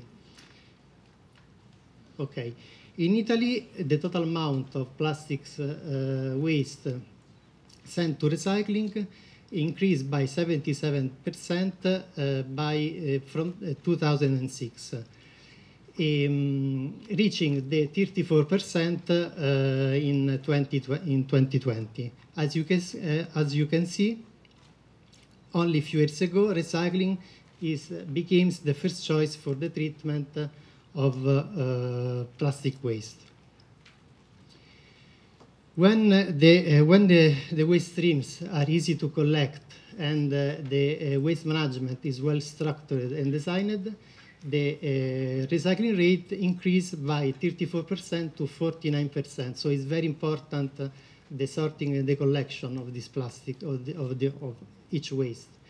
But it's very important to underline that Europe has introduced a new system for the calculation of recycling rate, and so not anymore sending to recycling, but actual recycling. So it was estimated that in Italy, the recycling rate will decrease from 49% to about 40%. Okay. When we talk about recycling, usually we mean mechanical recycling. Mechanical recycling is a thermal and physical reprocessing of plastic waste into new products after a very important step of separation, of washing, identification, and separation. When a plastic waste is processed by a selection plant, a large portion is rejected. This residue is composed of an heterogeneous, dirty, and polluted mix of not valuable plastics, and usually the final destination is landfill or incineration. The smaller portion is instead composed of homogeneous, clean, and not polluted stream of plastics that are recyclable. But above all, these plastic streams must have a consolidated market for recycled plastic, for secondary raw materials. In Italy, for example, only PET and HDPE have a consolidated market. These streams can be sold after in the form of irregular scraps or after extrusion in the form of regular pellets. Okay, the fact is that packaging plastic waste has the lowest recycling rate among the other packaging materials. Why is it so difficult to improve the recycling rate of plastic waste? First of all, because plastic is not a unique material, but a big family of different polymers, most of which are not compatible with each other. Secondly, in plastics, polymers were additivated with organic and inorganic substances, and in some cases also in high concentration. Then the complete separation and cleaning of this plastic waste is not often technically and economically convenient and feasible. And how I have already said, it's very important the recycling market for this plastic, and it is not still properly established. So virgin plastics, virgin raw materials are very competitive. So therefore it's clear that it's very challenging to achieve the European recycling targets for packaging plastic waste, or to double the content of recycled plastics in the new production. There is a strong demand of actions and new strategies, such as eco-design, strengthening the collection and sorting, encouraging the recycling content. But in my opinion, first of all, there is a strong demand for new efficient and cost-effective technology. All stakeholders agree that chemical recycling could fill this void left by mechanical recycling, and this is the reason why chemical recycling has come out from startups, university, and research laboratories to enter in the world of industry. What is chemical recycling? Chemical recycling, also known as feedstock recycling, aims to convert plastic waste into chemicals and monomers that are then used again as a raw material in chemical processes. During chemical recycling, the structure of the polymers is changed and converted in new chemicals. Chemical recycling technology can be divided into solvent-based technology and thermochemical technology. Solvent-based are more oriented to process monopolymeric and clean plastic streams with the production of monomers. Instead, thermochemical processes are suitable to process complex plastic mixture with the formation of monomers, but mainly new chemicals in the form of hydrocarbons usually. In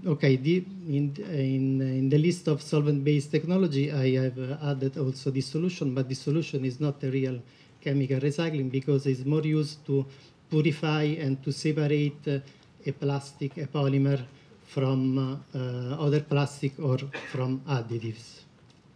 Okay. As a waste hierarchy exists, there is also a recycling technology hierarchy. In my opinion, mechanical recycling should be always the first choice because it's the most sustainable process from many points of view. But as we have seen, mechanical recycling is not the ideal solution for the treatment of complex waste. Complex waste requires technologies that minimize the complexity of their products. For example, gasification is very useful to the treatment of complex waste because the main product of gasification is the syngas, that is a simple mixture of hydrogen and CO. To be honest, in many situations, probably the best solution is the direct production of energy. Energy and chemical recycling. This is a source of misunderstanding often. The use of a certain technology is not a synonymous of chemical recycling. If you read the definition of recycling of the European Directive on Waste, you understand that it's the fate of the products that defines the chemical recycling. So gasoline produced by pyrolysis, it could be used for energy production or as fuels. In this case, this is not chemical recycling. Otherwise, if you use gasoline for the production, for the synthesis of rubber or plastics or as solvent, this is chemical recycling. Pyrolysis is one of the most promising technology for the treatment of plastic waste. What is pyrolysis? Pyrolysis is the thermal degradation of organic matter in absence of oxygen. The products of pyrolysis are organic compounds in the form of three main products: a gaseous fraction, and liquid fraction, oil or wax, and a solid fraction, the char. The yields and the composition of these three products depend on the process parameters, the geometry of the reactor, the presence of the catalyst. And also on plastic load. In fact, there are some polymers that are more oriented to the formation of monomers, for example, polystyrene or polyamides, but usually, while others are not so oriented, but a municipal plastic waste usually is a mixture of different polymers, and so also the products of pyrolysis will be a mixture of different organic compounds and hydrocarbons. Okay, in this slide I have listed some pros and cons of pyrolysis, but we can just see the main ones. Pyrolysis is a real complementary technology to mechanical recycling because it can accept a low quality plastics as feedstock. It's obvious that lower the quality of the plastic feedstock, lower the quality of the products. And then pyrolysis is a very flexible process, so you can promote the formation of some products setting the process parameters, but also it's very important to underline that the pyrolysis has lower yields in comparison to mechanical recycling of valuable products, and a fraction of these products must be used to self-sustain the process. Okay. Anyway, many big companies are investing in research and development in chemical recycling, but an ever-increasing number of pilot demonstration and industrial plants are under construction in Europe and also in the world. But many activities need to be taken in order for the full deployment of these technologies. For example, it's very important the integration with other plants, with refineries and chemical plants, in order to guarantee the recycling routes of these products. Also, it's important the definition of end-of-waste criteria for the products of these technologies. It's very important to guarantee a constant access to the waste in terms of quantity and qualities, maybe through long-term agreement between the waste suppliers and the pyrolysis operator, and obviously enabling investment. In this respect, the Italian government has allocated a significant budget for the construction of new plastic recycling plants. These funds were earmarked for private companies to support only the innovative technologies of these proposals. Out of 154 project proposals presented, 30% regarded chemical recycling technologies, but a significant portion, 12%, were aimed at the production of energy and fuels, and then they were rejected.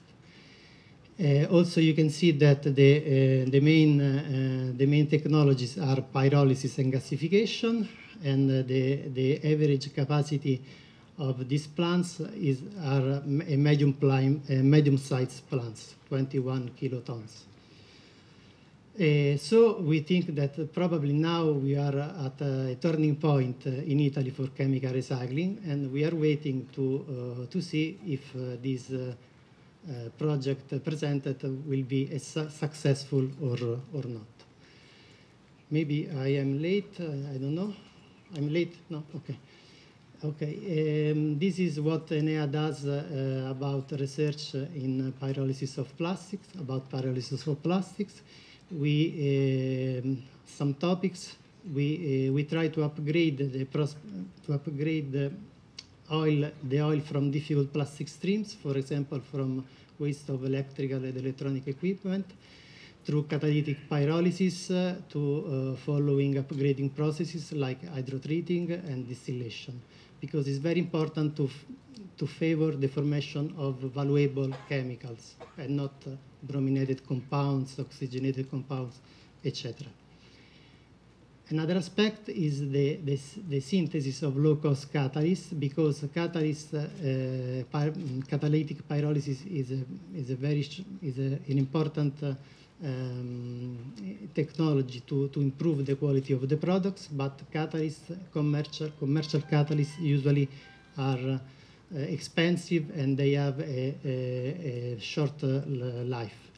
So in this study, we are trying to produce acid zeolite from industrial waste, as coal fly ash and red band. You can see that the use of these zeolites can improve the concentration of the light gasoline, the lighter products in comparison to the thermal pyrolysis.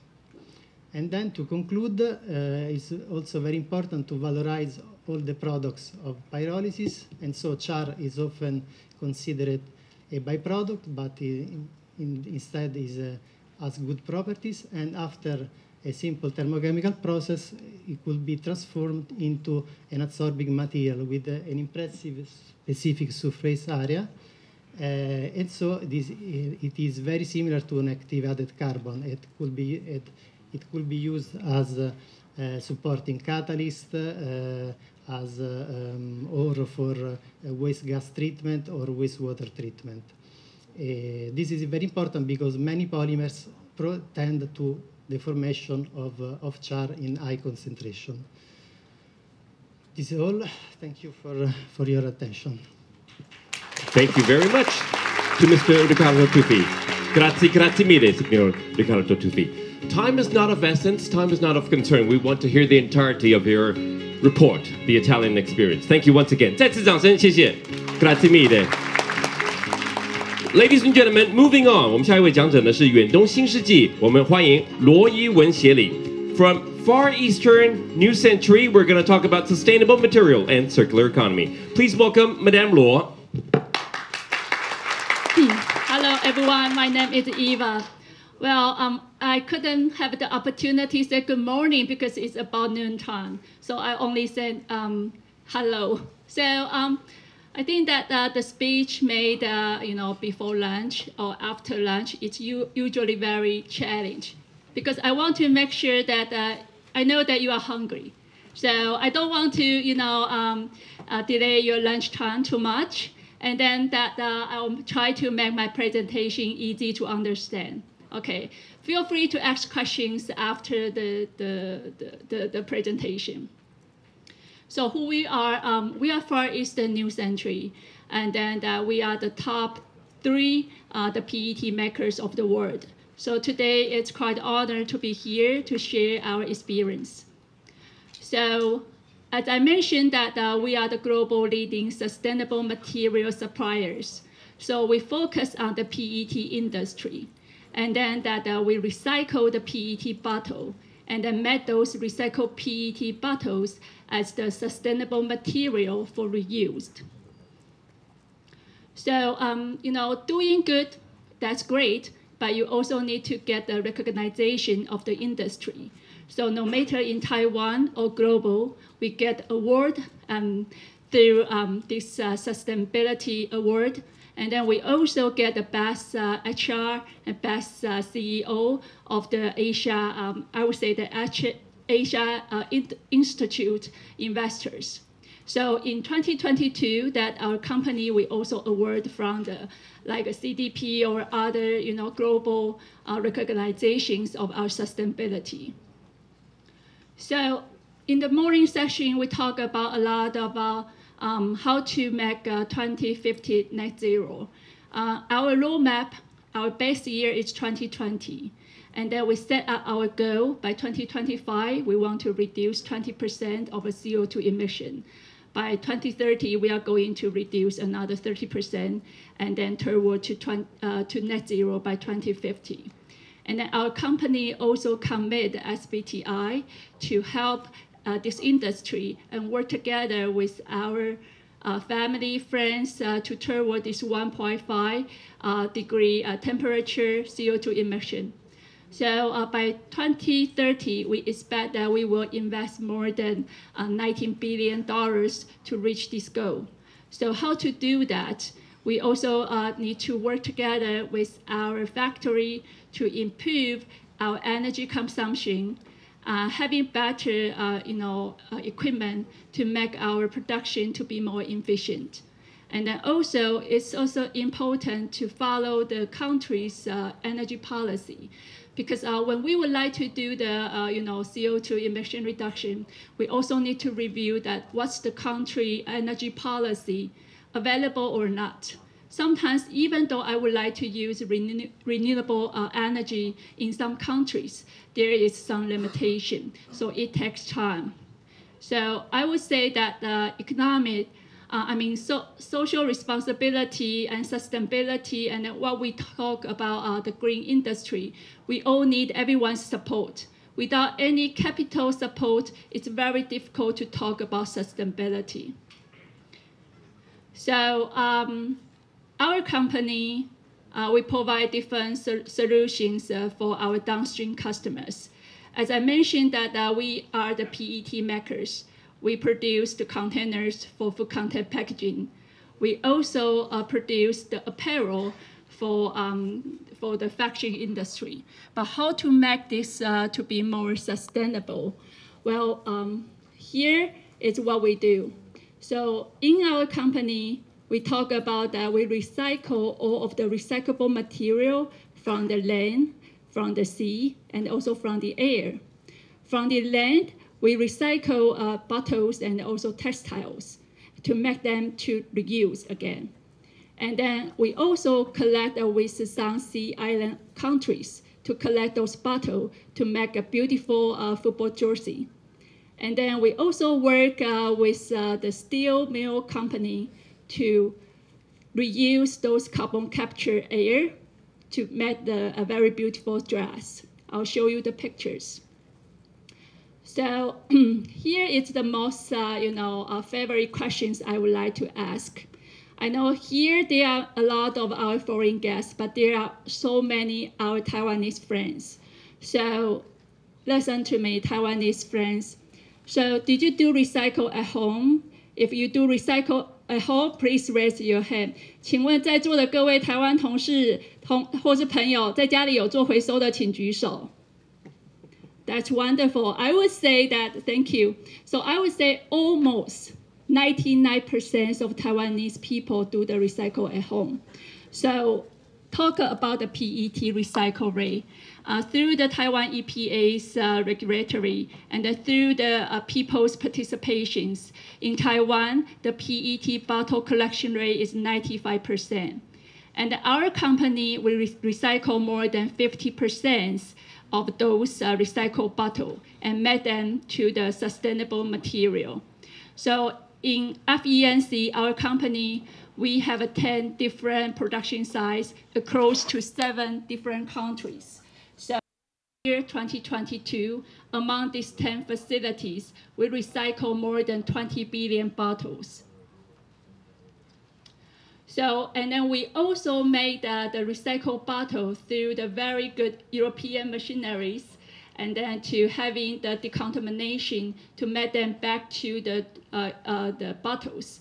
So it is 100% compliance with food contact packaging. And then this is the building that we made by recycled bottle. So in 2010, there was a flower expo. And our company worked together with 小智研发, then that we make this Eco Arc building. This building is made by the 1.5 million recycled bottles. And then this building is still there.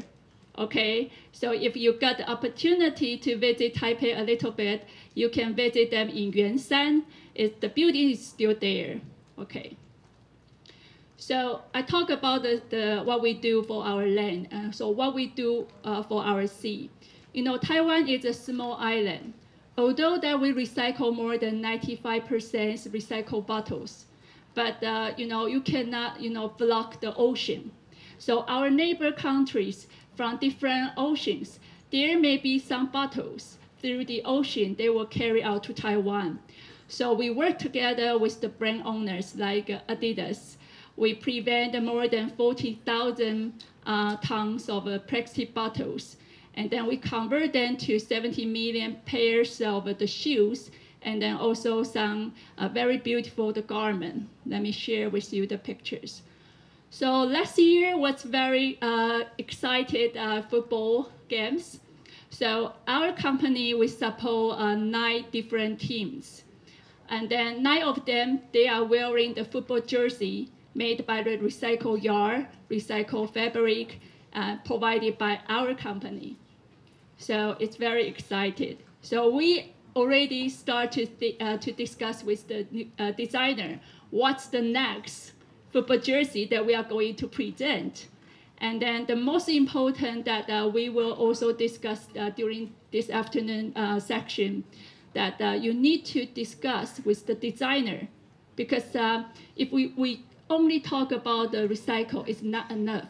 You need to think about how to start from the design. So when we talk to like apparel design, you know, the designer is always very young. They like a lot of fashion elements in their clothes. But it's very difficult to recycle when you have the mixed fiber. So we always tell our customer, we say that bring your designers to our facilities. Let us show them how difficult it will be if we want to recycle those apparel. So the good design is very important because it will be easy for people to recycle. And then we'll not use too much energy, because we talk about the C-bond, we talk about the ETX, the carbon tax in the near future. So every energy matters. If you take longer process to handle those recycle, the more carbon that it will be carried out. So it's very important to speak directly to designers and to having the good products. So let's talk about the air, what we do. We recycle the airs. What do you mean by recycle the air? Because air is something on air, you couldn't see it, right? So we work together with our technology provider. You know, during the steel production, there are a lot of CO, CO2 in the air. And then with the technology support provider, we capture those air from the steel production and then transport them to the ethanol and then to the ethylene and then convert them to the yarn. So you can see that there are very beautiful dress. It's actually made by Zara. We also work together with Lululemon to make a very beautiful yoga t-shirts. So that's what we do for the air. So this is my last slide. So be patient. You will go for lunch very soon. I would like to talk about the sustainable material for the economy. I put the infinity mark over here because in our industry, okay, polyester industry, we can say that 1/3 of them is for bottle application and 2/3 is for the textile application. So I put 2 marks here. So let's put the bottle back to bottle, textile back to textile. So bottle to bottle, the mechanical recycling technology is quite mature. We know how to do, and then we can do it very good. Okay, but when we talk about how to recycle, people start to think about that having that kind of magic box to think about that using the chemical recycle can solve all of the waste. But you need to consider what will be the energy during the process. So still that we there's still a long way to go to make it economic and also reduce less carbon. That's for bottle-to-bottle recycle. For textile-to-textile recycle, there are also two methods, not only for the mechanical recycle, but also for chemical recycle. This is something that we are working on. But again, I think that the most important thing for all of us need to know that when you choose the product, you need to choose the most sustainable one, the simple one, as simple as possible. Because if it is simple material, it will be easy to recycle and reuse. So here that I would like to encourage everyone that we want to empower everyone to empower the possibilities to create more value together. So this is my presentation. Thank you. Thank you very much, Madame Luo. Thank you. And I do believe Madame Luo mentioned some questions for her. You could shoot the questions to her and to our panelists and to our moderator right now. Okay. Expert panel discussion. 我们掌声欢迎我们的 moderator, Chairman Mr. Fan. 掌声欢迎范老师. And our panelist, Signor Riccardo Tuffi, please. Okay, so we have a few minutes to have open to the floor. Please have your questions for our experts.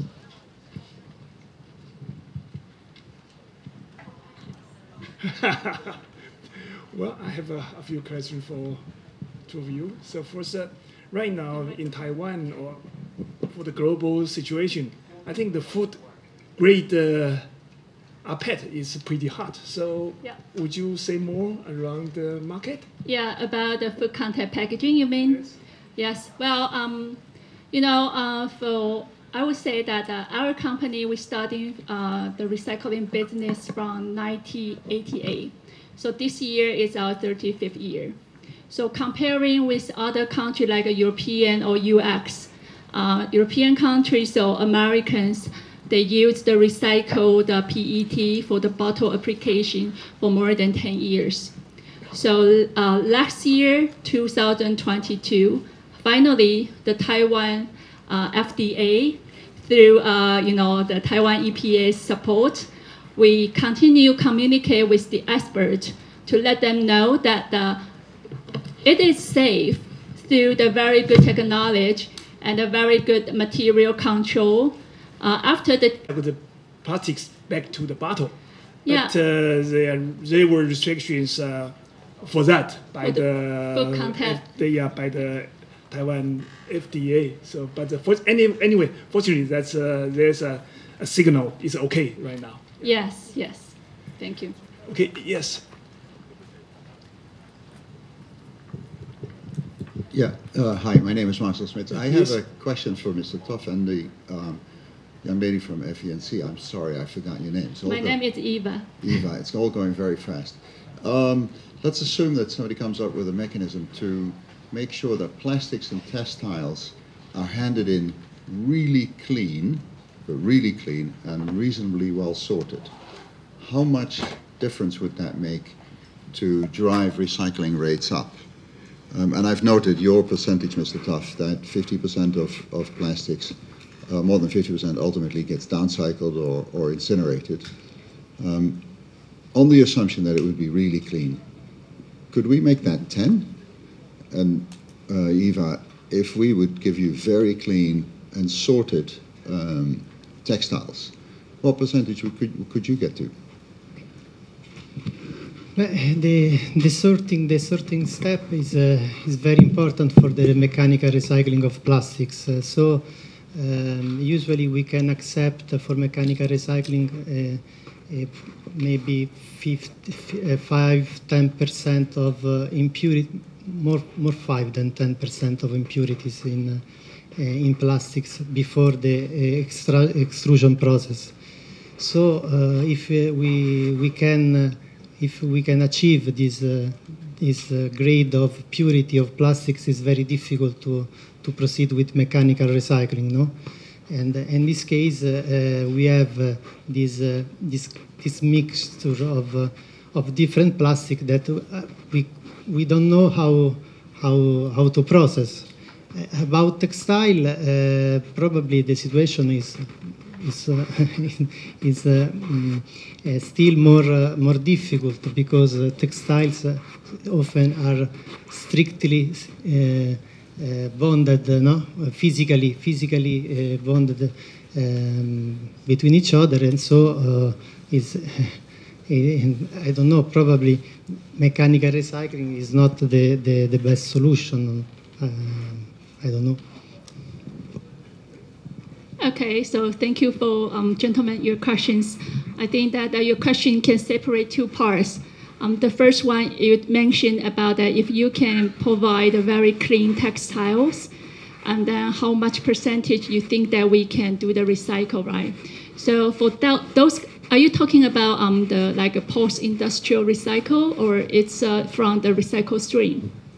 No, I am talking about actually getting consumers to provide really clean recycling and do professional sorting. Yeah. So don't get the consumers to sort because they don't know, but get consumers to clean, and then do professional post-collection cleaning, post-collection sorting, so that you come up with a very clean stream and very well sorted set of textiles, and a very clean stream and very well sorted set of plastic. What percentage can we then get to? Yeah, thank you for the clarification. Well, if the textile, they can, when they recycle, already be separate to the different polymer or different material cottons, then it will be easier for our textile company to reprocess them. So during the process, I would say that we can use up to 70% at this moment. Okay, because you can imagine that during the recycle process, you still use a lot of dye, and then you also add a lot of functional additive into the fibers. So the difficulties is to how to separate them. Okay, and then talking about the chemical recycling, that would be another challenge, because even though you already recycle them very clean, but if there is a mixed fiber, I would say that in our current technology, I couldn't tell you exactly numbers, because it's really from different. It really depends on the design, and then what kind of mixed fiber and how complicated the fiber it is. But I can tell you that when we convert them to the recycled PTA, the raw material of our polymerization process, the energy that we use during the process, and also the waste that we use from the process, they are much more than we expected. So that's why we always encourage our apparel and textile customers, come and bring your designers to our facility. When we talk about the good design, it should be from the very simple material. Thank you. Well, I'd like to add more. There's a demonstration project in Taiwan that's trying to develop AI recognition system for clothing sorting. Yeah. So I hope that will be a market next year. Yeah. Thank you. Yeah, more questions before lunch? Well, no more? Should we off class? There is a lady. A lady, oh sorry. There's a lady yeah, at the back. Please. We'll give you the microphone. Yes, please, because the simultaneous interpreters need to hear. Can everyone hear me? Okay. I have heard that. I'm wondering, Professor Fan just say that SRF is under supply last year. Could you tell us more about the trend of SRF in Taiwan? Okay, so actually SRF, that's pretty hot in Taiwan. As I know, by the end of 2 years ago, there was only 7 manufacturers, but right now it's up to 33 manufacturers in that industry. So you see, that's really the situation over here. And even they, as I know, they are more under construction.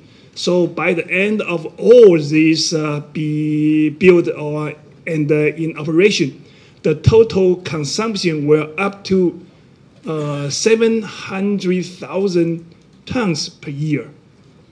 So that's what my information. Yes, we have a hand over there. Yeah, please. 我想要请问一下那个我们意大利的朋友，就是说现在我们的物理回收跟化学回收，那我们的物理回收其实已经很完备了，有些东西像保特瓶啦，像 HDPE 啊，很多东西我们都是回收很纯的东西。那化学回收现在在意大利他们使用的原料是什么？然后怎么跟这个物理回收来做区分？那将来它跟物理回收跟机械回收会有什么走势啊？请教一下。In Italy now we are, as I have said, we have in a turning point. There are many pilot plants, but we have not now industrial plants for chemical recycling. So the discussion is we have a big amount of not recyclable plastics. So we have to find a solution for this big amount. For the moment, these materials have as final destination landfill or incinerator. So we say if we want to achieve the European targets, we have to find new solutions, and chemical recycling could be, but it's not. We are not sure that it will be the solution, no?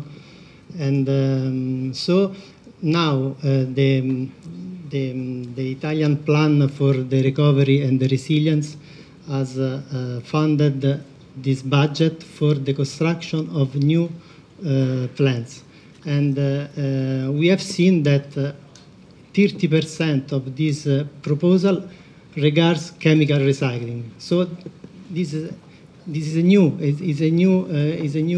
situation for us, and now we have to understand if this solution could be this one of the solutions, because it doesn't exist only one solution. Mechanical recycling should be the first choice, in my opinion, but we have many situations where mechanical recycling couldn't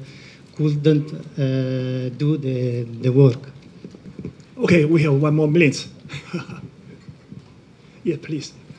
Hi, this is Damon. I have a question for Mr. Tuffi, or the other experts can add on.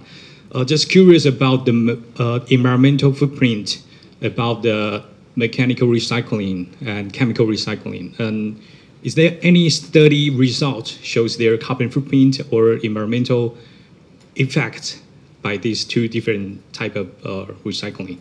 Thank you.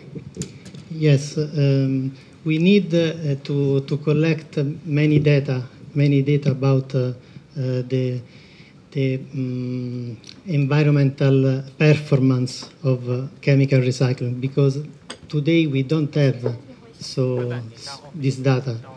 And in fact, probably in my slide there isn't this sentences, but we don't have data, and we need to check. We have data, but not enough to understand the real environmental performance and benefits of chemical recycling. In my opinion, mechanical recycling has better performance.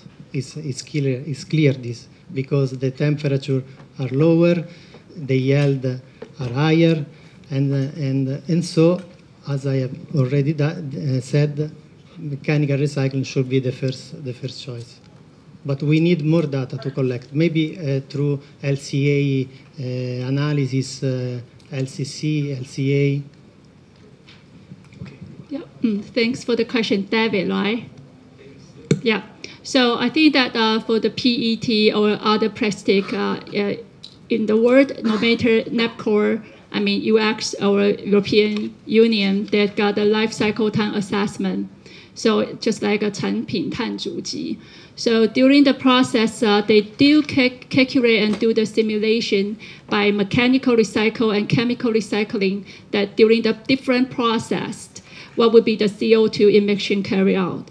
So again, when we talk about the recycle, the more complicated process it be, then the more sorting and the more energy that you will need to do the reprocess. So as you can imagine that why our experts just shared that mechanical recycling is still first option. The only things that you cannot handle by mechanical, then you do the chemical. That's because chemical recycling is handle those difficult and hard to recycle. So that means that you need to take you need to spend more time and also more energy to do the separation. So just think about that. It will have more CO2 emission. Yeah, thank you. Okay, I think time is up. So let's thank you for your attention and thank you to the experts. Thank you. Thank you. 我们掌声谢谢樊老师。Chairman Fan, Eva and Riccardo Tuffi, let's stand up and take a group photo for this panel. 麻烦请跟随着我们的工作人员去2楼用餐。And for our VIP guests, for your VIP badge.